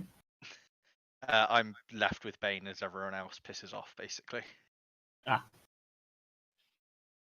So I understand your collection is quite extensive of the mystical. Would you happen to have uncovered some things that may have been lost to the runesmiths of my culture? Charm check, -20. Yeah, that's not going to go well at all. I can't make that. Unfortunately, the Lords of Metal and dwarves are not on the greatest I of. know. Well, I could have made it on a 1. One But- could Your say they're natural people- predators. don't exactly share that knowledge. You should be aware that we have our own runes that we have spent a lifetime creating. But as for knowledge of your people's specialty, then I'm afraid not. You can do a perception test with a +10. Ooh. Watch me still fail this. Fucking called it. Called it off. Jesus. I'm gonna That's a bloody very fortune that. That's a very different row on the ruler and the screen. I know, right? Wait, what? What's it on this? Oh, it's a 10 and a 5 for me on the screen. Okay. I'm gonna fate that because Sure. there we go. You can tell that he's lying, but it doesn't appear as if he's concealing a massive lie. He may have some information about your people's the way the dwarves create their runes, but you see through his guile quite easily, and it doesn't. You have far more knowledge than what he has. But yeah, he does know something about it. Oh, that's it's a shame that you're not willing to share any that you may have found that may be lost to us. I could have shown you a few tricks of our trade, so to speak. Then would you be willing to show me a new trick before I show you what I have learned?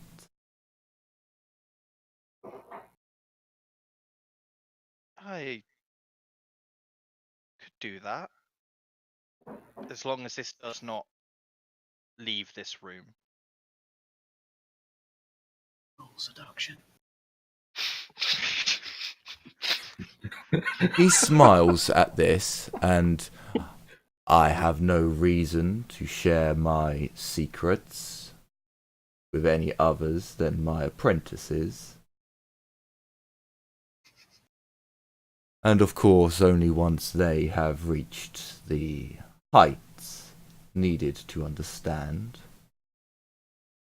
Yes, well, you humans do have to learn a lot more in a much shorter time.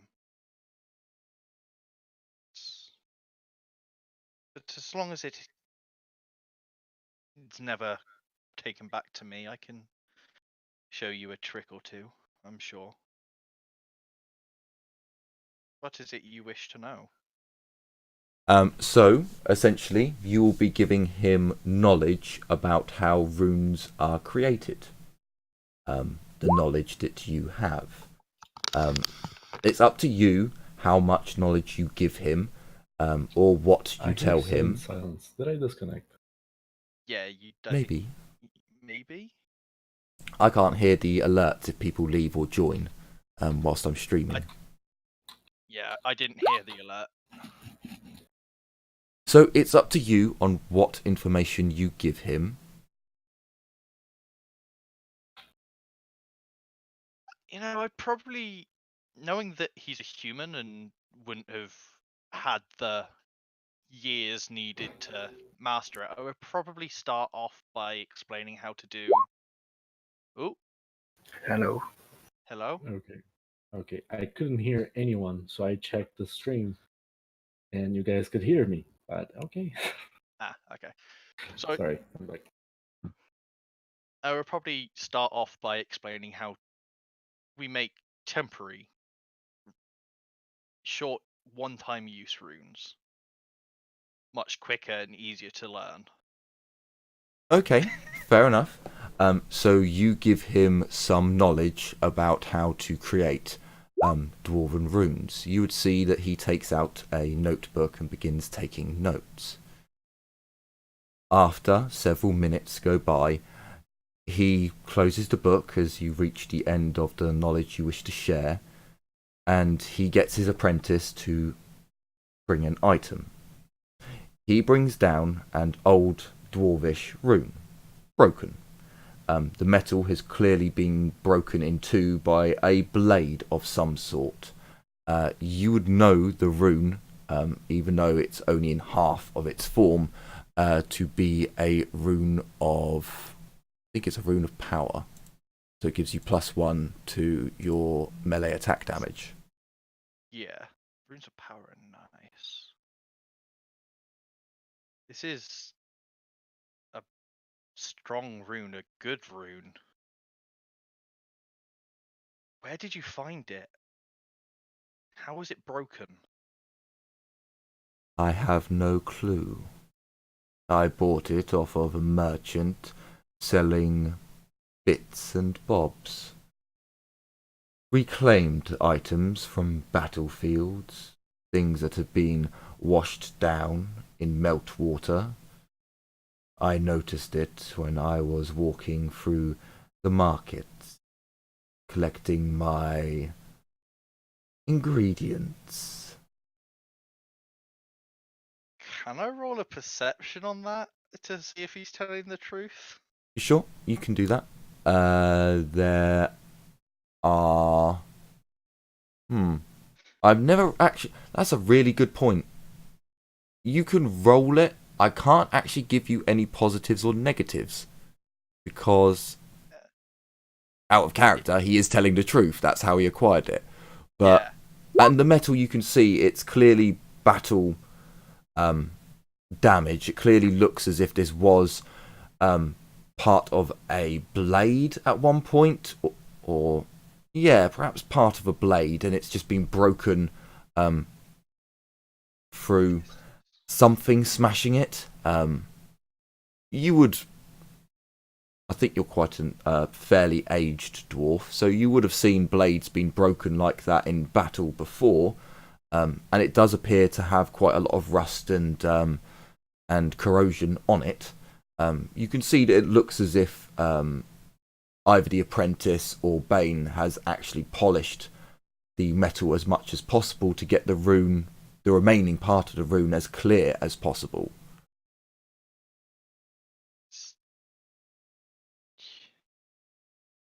That's do you know what this does? What information do you have about it?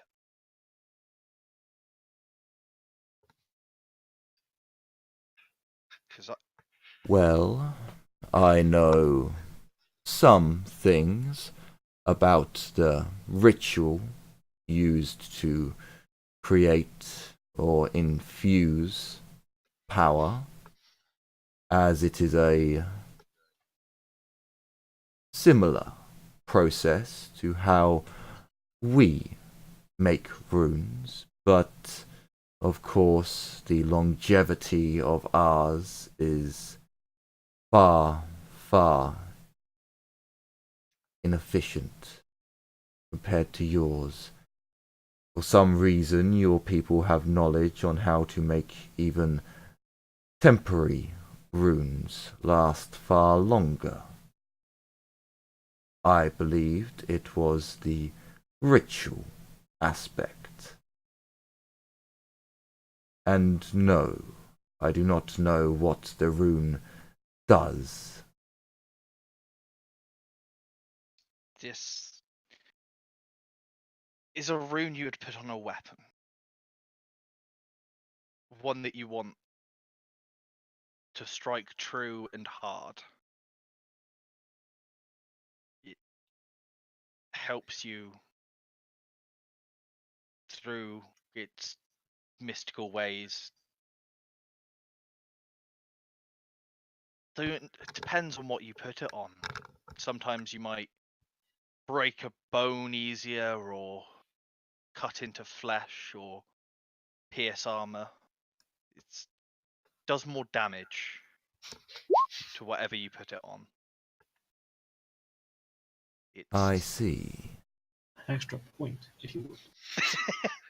If you were to put it on an arbitrary scale, Of It is a 0 plus to 1. 10.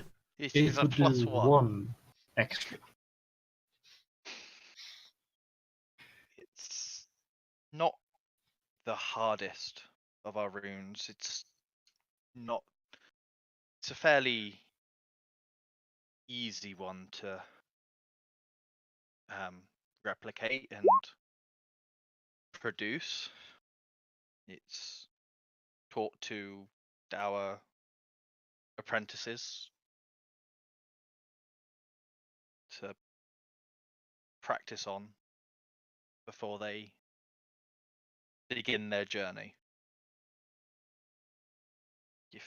So if you can roll me a perception with no pluses, actually a minus 10 to it.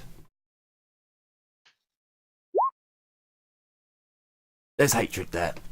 There's hatred when you say give it to our apprentices to start their journey. There's definitely a look of just you little arrogant bastards. But It's taken my true, entire though. life to be able to make a rune half as powerful as that.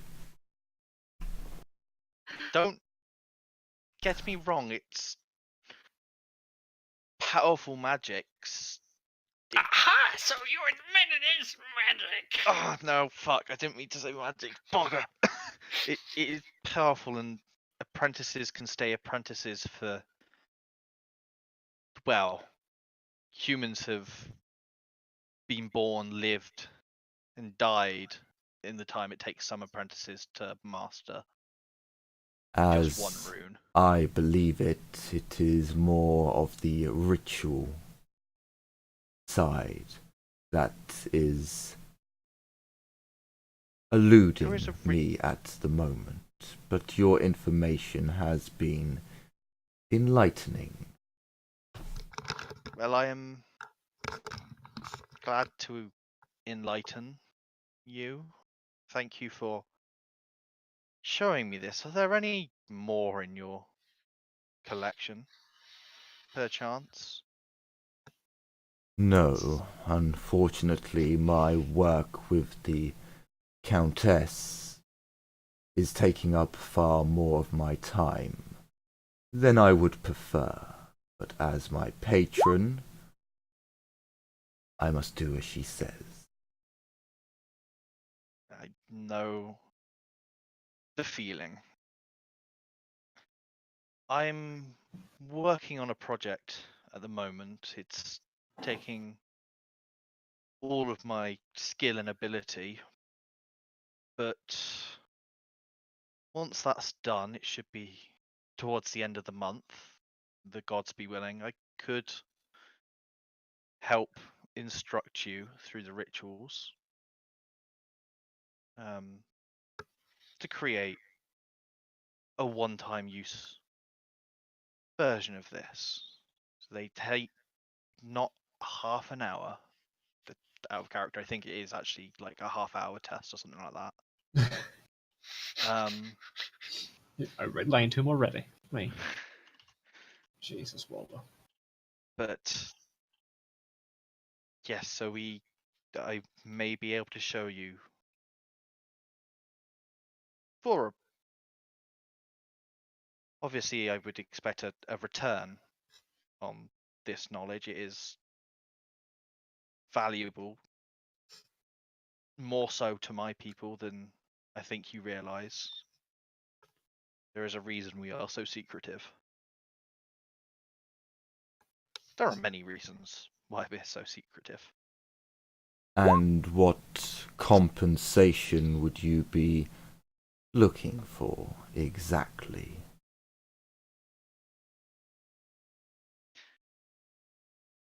Well, that would depend. If by the time I have finished my work and can come back and show you, you have gotten a lead on new runes. We've lost many over the centuries. Now, Or why would you believe I had any hope of finding your people's lost knowledge? At best, I know of runes within the world, gifted by your people, or in some cases, maybe stolen.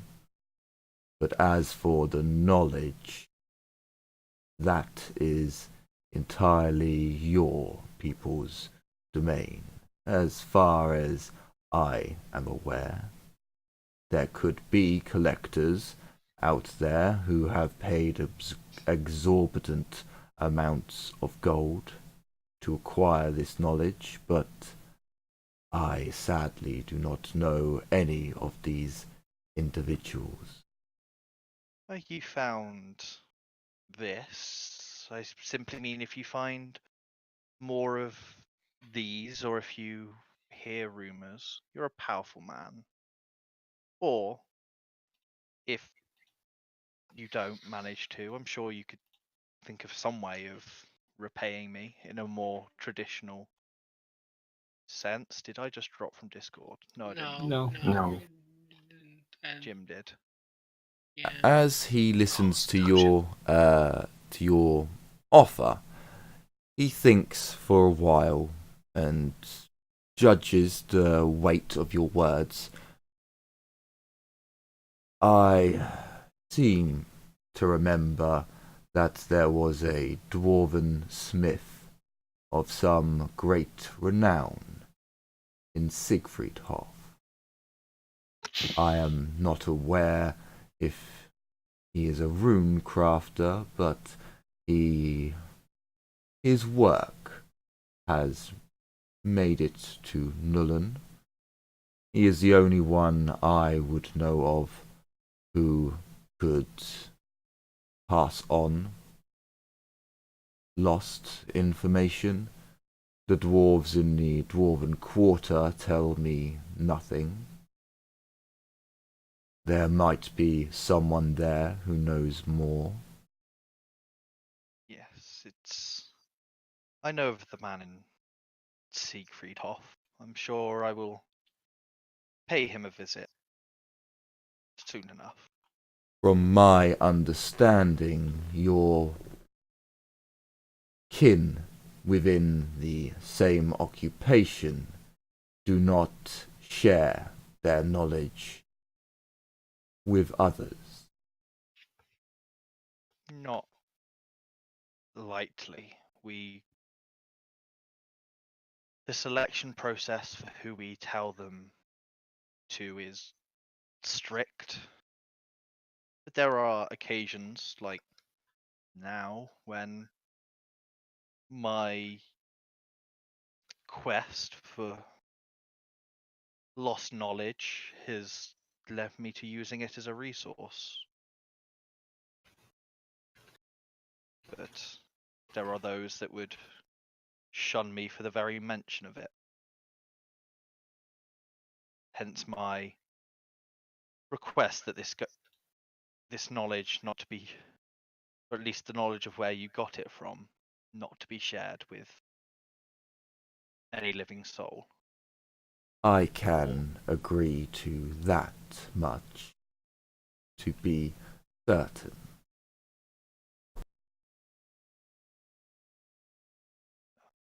Thank you. I shall see you in a month then, so we can school you on the proper rituals. I You look should go. forward to it. I just give a short, curt bow and then leave to try and catch up with the rest of the team. Probably. Okay, so as you leave, the carriage is not there and the team is not there. For the rest of the team, did you walk after Carla or did you get a lift with Humperdinck part of the way?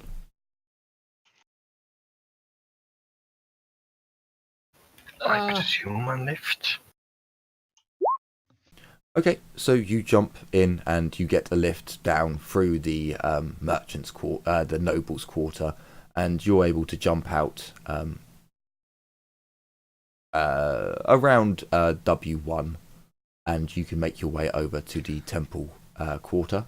Malleus informs you all that he will be at the Golden Hammer celebrating, and he will see you in 3 days' time. Alright. We got 3 days to deal with the charlatan. And now Carla. We are ready to use it, John. Well, that sounds Say. passive aggressive AF. So a couple of hours have passed since you woke up this morning and saw the flaying and came to the palace. It's probably around noonish, around 12, 1 o'clock maybe, as you make your way over to the temple quarter, Carla. You can see that there are a line of sick people still leaning up against the wall of the gardens.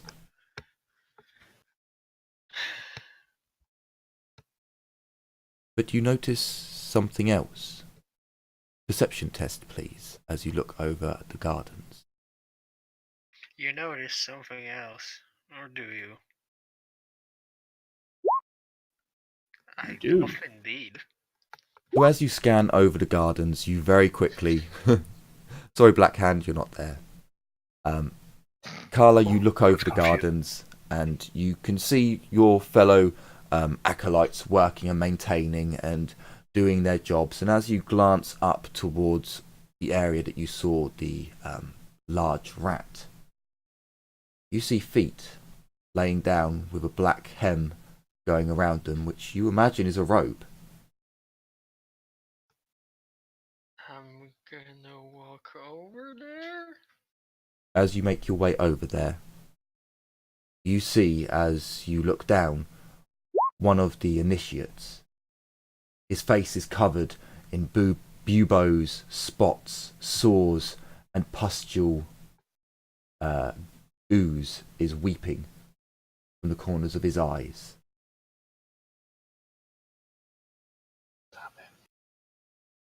I just turn to one of the acolytes and I'm just gonna yell, "Get the priest now!"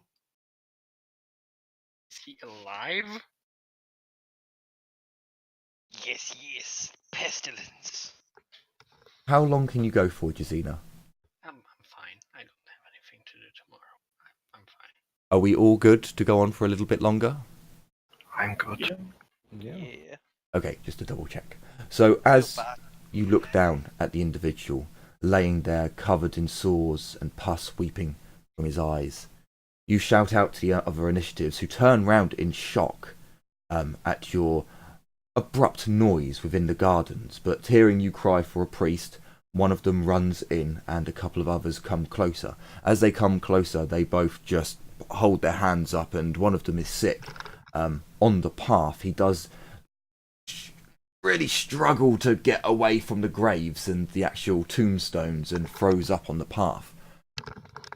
As you watch him, Carla, can you roll medicine or perception with a -20? You mean heal, right? Yes, heal.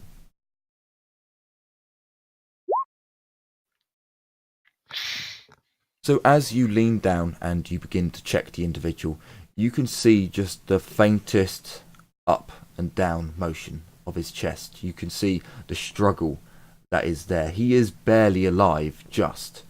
And as you get closer and check, how close do you get to examine him? Presumably, I don't want to catch whatever he's having. Give him a good hug. Needs it right now. I would keep some distance. He coughs, and you see a spurt of foam and gore come out of his mouth. If you had been much closer, it would have impacted you for sure. As he begins to cough, he begins to spasm. His joints and legs locking up in place, fitting violently. A moment or so goes past, before the priests come rushing out. They are pointed the way by the other initiates who have stepped back further away, and as they come close to you and see the individual, see the area that you were in, you see them perform a blessing. As one of them draws his staff, twisting the staff around, lifting the hilt of a blade up, he plunges it through the initiative's chest, ripping down, splitting the heart, and you see a final... I'm going to speak a prayer for the departed. As the priests perform blessings of purification. You feel the magic of your god in the air, but it's not magic, it's miracles. The miracles, the fairy dust of your god, sprinkling that glitter all over you all. You can see, Condescending AF. You can sense that the body, in a way, has been purified, as to what your order does. But the buboes, the pus, none of it disappears. And as the priests finish their incantation, they look around. Did any of you touch him? Did any of you get any of that on you? Speak up now, immediately. He looks round at those who stepped back, and then at you, Carla, checking over your robes and vestments and... No, I didn't.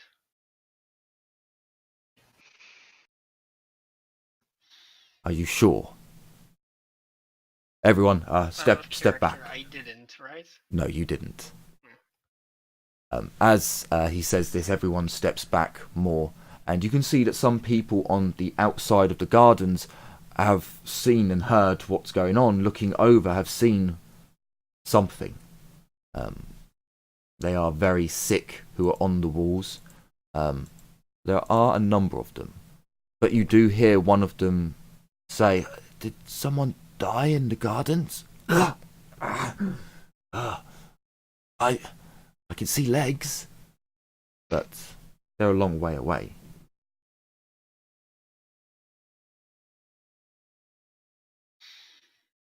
This day just keeps getting worse and worse. As more priests come out higher in authority, they all examine the corpse and... Who found him? Some of the initiates point to you. What did you see? What do you know? I stormed into the garden, but then I just saw his feet was lying here like that. I ran over him to check, but he was already in Morse embrace. Right, everyone, into the temple. We must quarantine ourselves for some time. If this should spread, we must prepare and make sure that we are not the ones spreading whatever this is. Carla, you can roll me perception. Ooh, actually with a -40. That's fishing for 11. 14. Ooh. Wait, no. Wait. Yeah, Oh. -40. -40. Oh, sorry, not mine. I forgot to put, I really should have put the So minuses. you know that there's I know. something odd. You already know about the secret and about the That's rat. a target of 13. But the rest of the brothers and initiates don't seem to know about it, and you know that he's lying in a way, but you're not really sure on what part. If it's the quarantine part, if it's them spreading it, if it's not knowing what it is. You kind of know. Well, I know that there was a rat here and it was digging up, and I spoke to did I put away names? I put away names. No. You spoke to one of the old priests in the cellar. Yes, I did. So you definitely know that he's hiding something. Yeah. But I'm you're not all gonna call him out because I was explicitly said that I should keep my mouth shut about this. Yes, you were. Zenith, the scribe of Mor. So, as you go to make your way into the Church of Mor, Caspar, Liliana, Aurelia, Livia, and Blackhand, you all get to the outside of the temple. You heard a commotion going on, and you've just reached the walls, and you can see some of the sick who are lining the walls there, looking up and pointing. And you heard someone mention, I saw legs over there, laid down.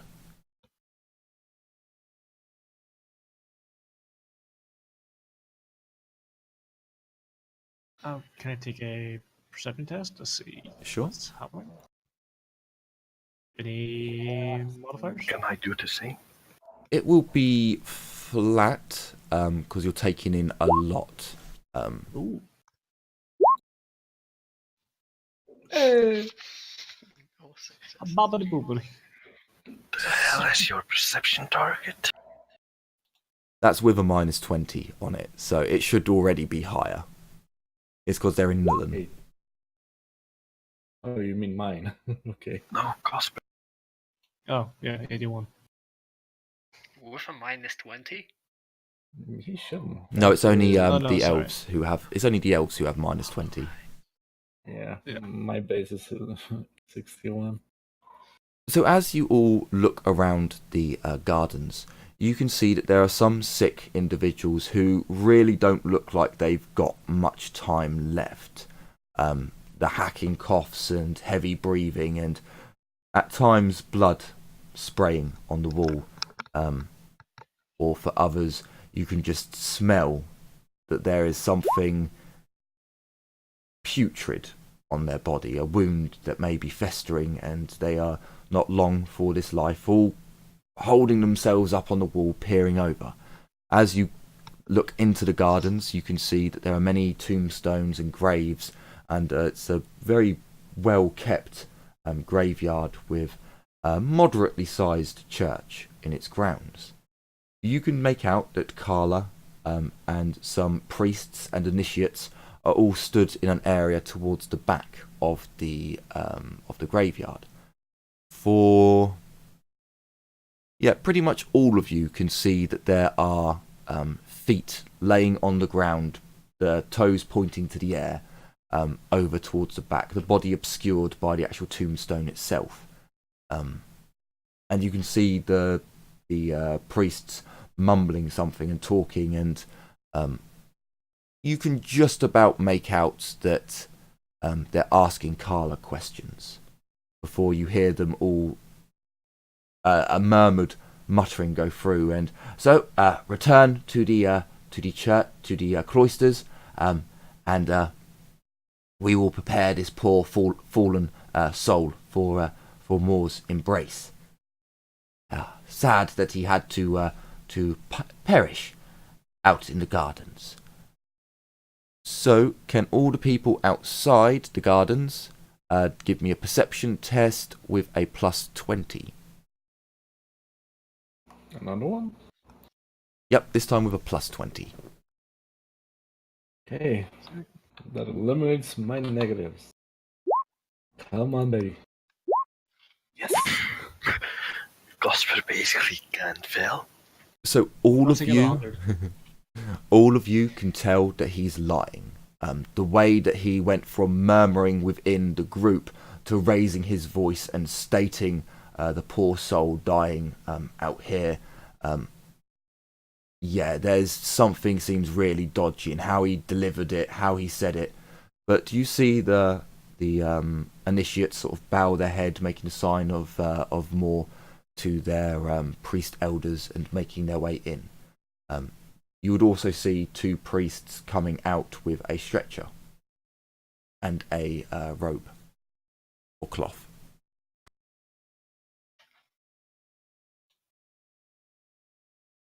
Okay.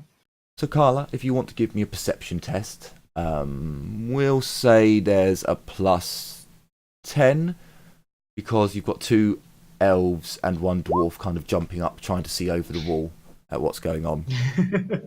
So you can see your party, or at least some of your party, on the outside looking in to the graveyards or the garden. No, dwarf, I would not lift you up and put you on my shoulder so you can see. Carla, I wasn't asking look anyway. at their direction. I have Is pride, Casper you know. among them? So what was that, Jazina? Is Casper among them? Yes. She's just gonna shoot him a knowing glance, and she still has to do what she came here for, which she's gonna want to speak with Zenith. Sure. Oh. So a knowing glance is passed off, and Carla returns with her brotherhood, the priesthood, going into the cloister. Do I know what this knowing glance knows? Not really. It's just a very grim glance. Okay, I think. Threats. Okay. I'm gonna see if there's anyone around except for the party. All There's the a lot of priests are people. usually inside, don't they? Rats was not what I was. There's a lot of trying to imply people. with that glance, but sure. Let's say it's rats. You have a number of people who are all sick, dying, essentially, leaning up against the garden walls. You have other priests and their initiates moving around this area, talking out praises to their god. You could see the Temple of Shalia is it Shalia who does the healing? Yeah. Performing healing rituals on those who can afford it and those who are not, so far gone that there's no point. So yeah, there's people kind of everywhere. Do I know if I can cross the boundary or not? You have no clue at the moment. You have not entered a religious building. Let alone one of more. I don't think it's a good idea or safe for you to enter a religious building because you may just go up in flames. It's not safe for me to be outside, otherwise I will go up in flames as well. But here we are. Well, yeah, but here's the thing: outside, so long as you're covered, the sun is not gonna fuck with you.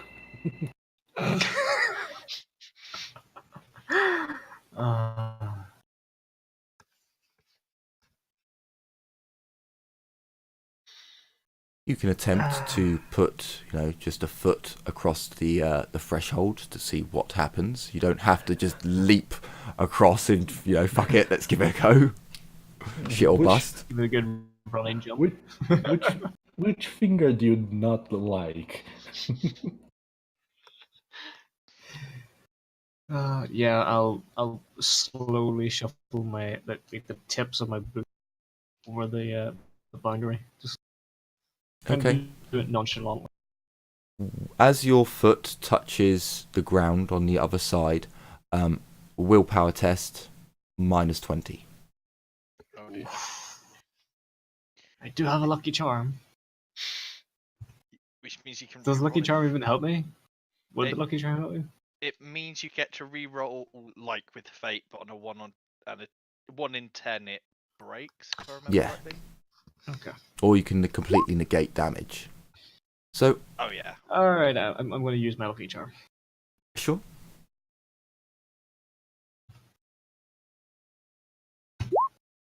Okay, and now I need to roll 1d10. Yeah.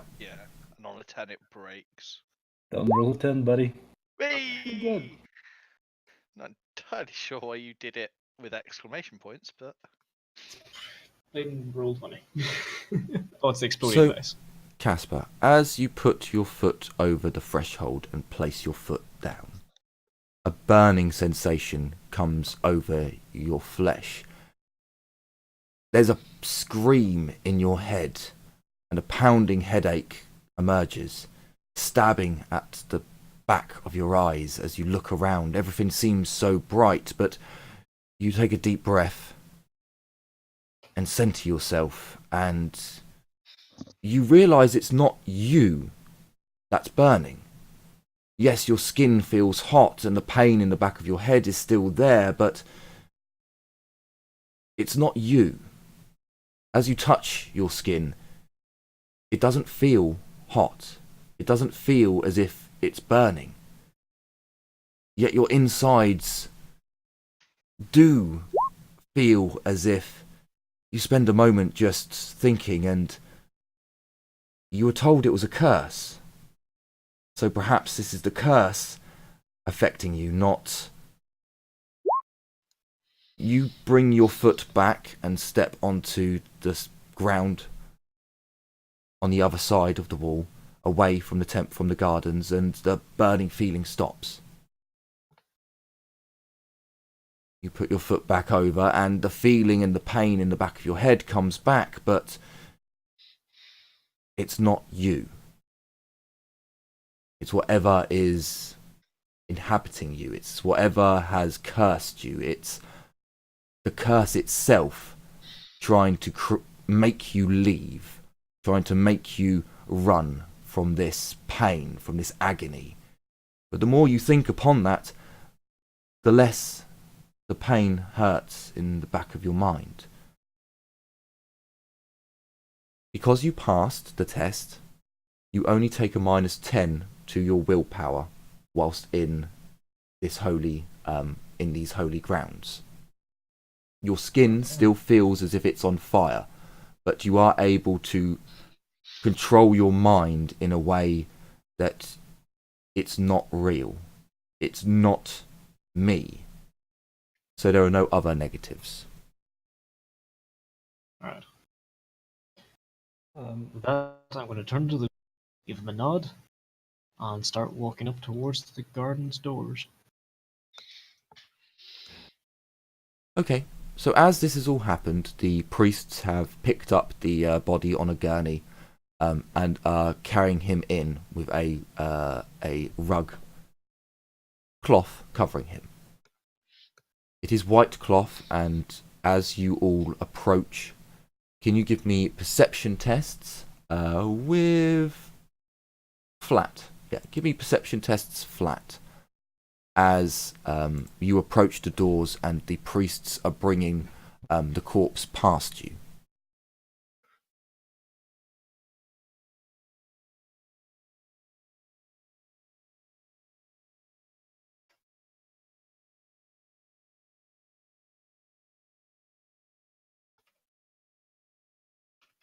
Flat? Yeah, flat.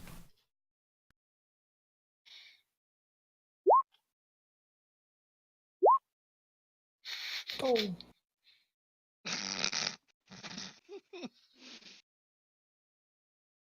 Come on, people. Believe. Do I want to fortune that? Yay! The No, we don't really have to be honest. dwarf sees I'm him. getting high vibes from this. So, Blackhand, as you lead up the back of the group, the priests kind of come towards the group, turning. One of them kind of catches their foot, or they stumble slightly. You see a hand fall out.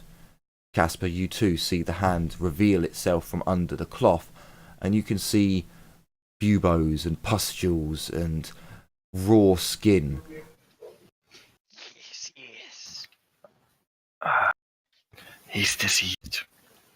But they quickly lift the hand up and place it back under the cloth and make their way inside. The rest of you don't notice anything about the individual being brought in. Yes. So as the individual is brought in, the doors close. As you all approach, you can hear a large wooden beam sliding into place. How familiar am I with the Skaven? You know of them. You wouldn't, depending on your backstory, you may not know about Pestilence as a group, as they function more in Lustria, in the southeast area. You would know more about Mulder. Scryer? Would I Mulder, know Scryer. that the Skaven spread disease? You would at least be aware that they do travel in filth. It's very common for dwarves to speak about how much they stink and how dirty and scraggly they are. Spread disease too. And Hey. you saw the ones in the sewer just running around in that dirty water without any problems. Yeah, that's going to say spread disease. But you wouldn't necessarily know that, like, you can't link every disease to Skaven. Sometimes you saw a lot of sick people just on the outside of the Gardens of Moor. But with more information, you could draw more lines. But yeah, it's definitely in the back of your mind. Could this be the Skaven? Because you do know they're under the city. It'd be really helpful if you had a dwarf from Zufbar here, wouldn't it? You wanted to Oh. stay behind. I know. Yeah, if you didn't want to stay behind and flirt with the goddamn mage, well, Sell out the dwarfs. You don't selling know that. trade secrets. You don't know I did anything. You're a corporate spy, you know that. The issue is if I try to lie about it to you lot, I'm gonna fail so bad. Oh, it's gonna be fun. It'd be great. It will be. All right, He'll turn up at some point, just a while yet. I would like to approach the door, and give it a good old knocking. A slot opens within the door, and a very somber voice. You don't see the man who is projecting the voice, but the somber voice. We are preparing the dead for the next life. I apologize, but we will be busy with our efforts. Please come back in a day or so if you wish for a blessing. Can you pass along a message to one of your initiates? Of course. Crap, I don't think I got Carla's second name, but I'll just say, tell Initiate Carla that Casper came to the door. Wishes And to that speak he to her. feels sorry. No. I came to the door and I wish to speak to her. Tell her that I am not a vampire. Tell Very her. well. I will pass on the message, but she will not be able to answer you this day, I'm afraid. We have work that needs to be done for our Lord Moore. But your message will be relayed. Understood. I should then turn on my heels begin walking towards the gate, and then verge off to the right where we saw that dead body. Okay, you don't actually see any priests in the ground or initiates in the ground at the moment. They've all left. So the graveyard is empty. As you walk up to the area, you can give me a perception test as you examine the grave and round where the body was. We'll say if you spend 5 minutes, you can get a plus 20. Sure. Oh, okay. There we go. So for those of you who went up to examine the gravesite, you can definitely see that there is blood on the side of the grave.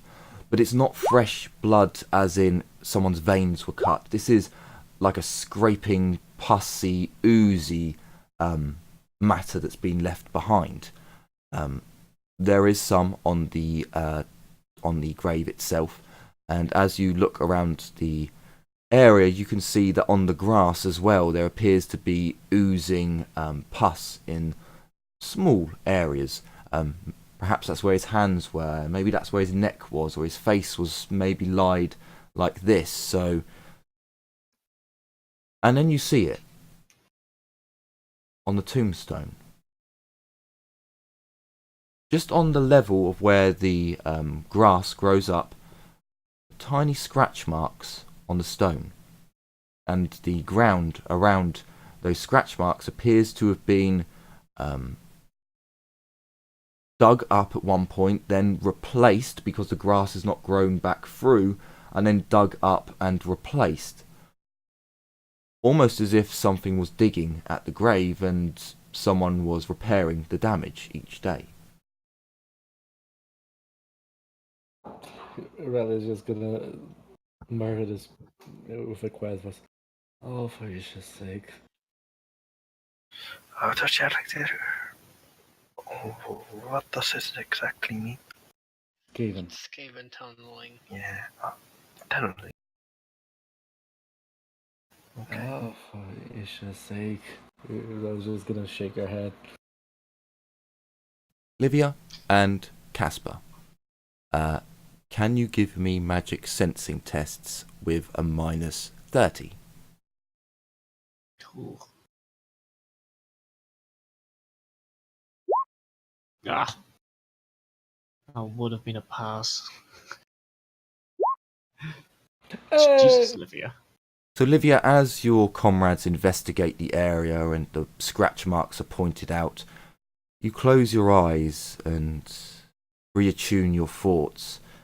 Opening them, you are looking into the winds of magic again, and you look around and you can see that there appears to be an enchantment around the gardens. The walls appear to be some sort of barrier, and as you look around you can see that there are faint residual energies coming up from each grave, much like a seal that your people would use to seal away your dead, so that the earth can reclaim them and reuse their essence. As you look around in the garden, you focus even more. There's something, a few hairs on the back of your neck lifted up, and as you peer, struggling to... Something wrong here. There's something evasive. You can't quite detect it, and then you stare down at the grave. You stare down at where the dirt has been removed, and you kneel down and take out a knife, digging away at the ground that's been replaced. As you look down, you sense a foul, tainted pestilence. There's definitely a magical aura around it. Magic is definitely fueling it, but this definitely has more of a warpy characteristic, not so much the ritualized magic, the tamed or chaotic sense. but it definitely seems as if there's something eating away at the land here, or under it. You return the soil back down and pat it down firmly, and you can see that aura slowly weeping up disappears and dissipates until there's almost nothing left at all. Give me an intelligence test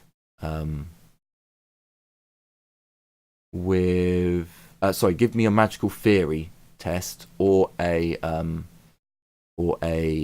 medicine test with a +10.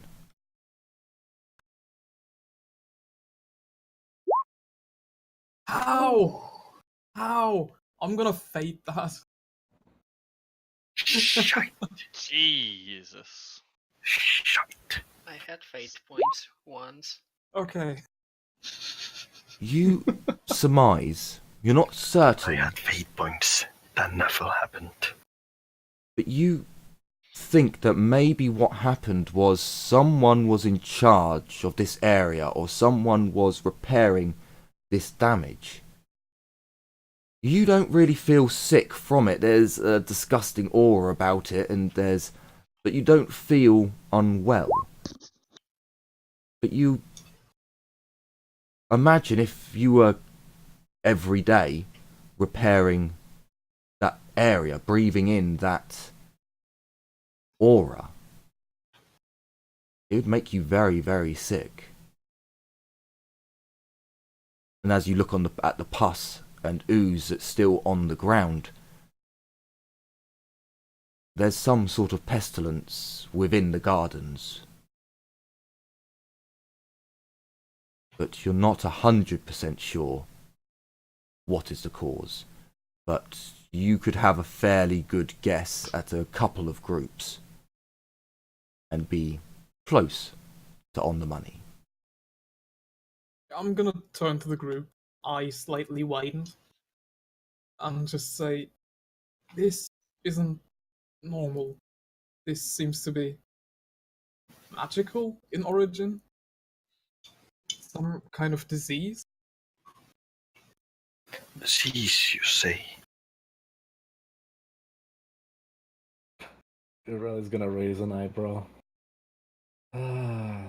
So we have scratch marks and disease. Out of character, did it feel similar in some way to the lighted ground we found outside of the village or town?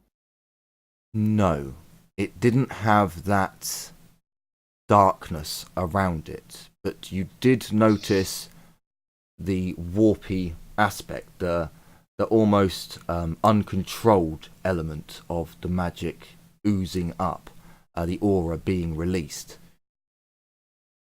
You would definitely have noticed the slight green crackles within it.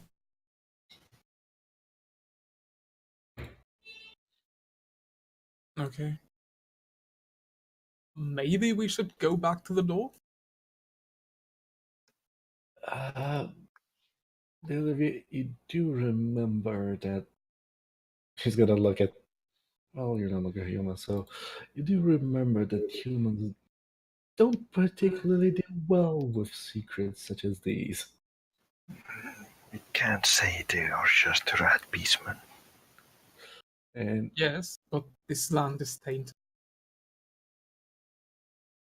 besides, what would we even tell them if we do go to the door? Or they're gonna slowly wither away. We do nothing. Should at least try to warn them. But you need to speak with. God damn it, Carla? Carla. You need to speak with Carla. Just a thought though, wouldn't this be better for us to speak to Carla and let her deal with these people? I mean, humans, she's gonna look at Casper again, are not particularly the best at dealing with this sort of thing. Especially not these types of... And she's gonna point to the temple. Humans. Maybe we should also talk to Hamperstink, That would also help. because the way it looks now, it has something to do with those caving we found in the sewers.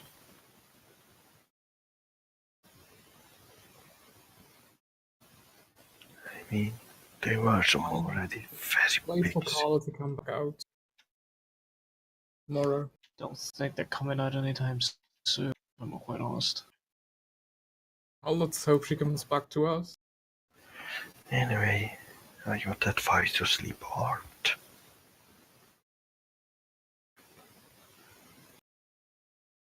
So as that is said, the camera zooms out and into the door. Carla is led down with the other initiates. Carla, you are stripped as all those who were in the garden are. You are then made to wash vigorously, scrubbing with painful soaps that seem to burn the skin slightly. One of the initiates doesn't appear to scrub hard enough, as one of the older priests comes along and begins scrubbing his skin vigorously. He actually whimpers in pain, as you can see the top layer of skin coming away. We must all wash and purify our bodies before the ritual. We will send our brother to Mor, and we will do our best to praise our God and ask for his divine protection. Carla, at the end of your cleaning, you were given fresh robes to wear, and you can see that all the priests appear to be making themselves look as best as they can. Another acolyte comes over to you, and Sister Carla, Yes, brother? a man called Casper left a message for you. It was quite odd. He simply said he had come to the door to speak with you. I don't know what this means, but we are aware of your ties to a particular warband. However, you will not be able to speak with him until the ritual is complete. We'll wait. There are more important things to do than engage with the living. Indeed there is. We must send off one of our own dead. He walks off somberly and disrobes and begins cleaning himself. This is all open, all unisex. There's no special area for you, but you do notice there are other priestesses of Mor. But after you've cleaned and dried and redressed, you are led into the main temple of Mor. Higher ranking priests have already lit candles and arrayed them in a ritualistic manner. You can see Zenith and some of the much older members of the priesthood in the back. They are already chanting words, but words you're not entirely sure of yet. And as the other priests direct the initiates into position, you are all given a parchment which tells you the words that you should be reciting. And after a few moments, you are all in unison chanting the words, and the feeling of power within the church arises. Carla, you faint. Oh. An hour and a half into the chanting, you lose consciousness, collapsing on the floor and striking your head on a pew. Bam, you're dead. Full of new character. You take 5 damage, resisted by your toughness only. Okay, so that is 2 damage. You hear a voice in your mind and are shown a cloaked figure. As you walk towards it, it turns into a raven. And the voice says, "Purify the pestilence within my holy garden, and I will favour you for as long as you serve. Do not fear punishment. Speak out to your brothers and challenge their ignorance in hiding the truth. I will not have those under my charge be disturbed by filth." I shall purify the pestilence of thy garden, Lord. I will not rest till it is done. Carla, as your eyes open, they open to the sounds of screaming. And that is where our episode ends for tonight. Damn. You son of a bitch! You see, he just gave me a perfect alibi. That was literally a perfect alibi because Morhites treat divisions very seriously. I mean, So, I hope you've all enjoyed this episode and are looking forward to the next one next week. Definitely. But always remember, if you Now, ever it's miss Thursday now. an episode, you can always catch up over at my YouTube channel. And if you want to catch any of our previous games, I highly recommend only doing the modern ones. Some of the others are a little bit junky and arguey. But until the next episode, I hope you've enjoyed this one and are looking forward to future stuff to come. So take care, everyone, and as always, bye-bye for now. Bye. Bye. Bye. see ya.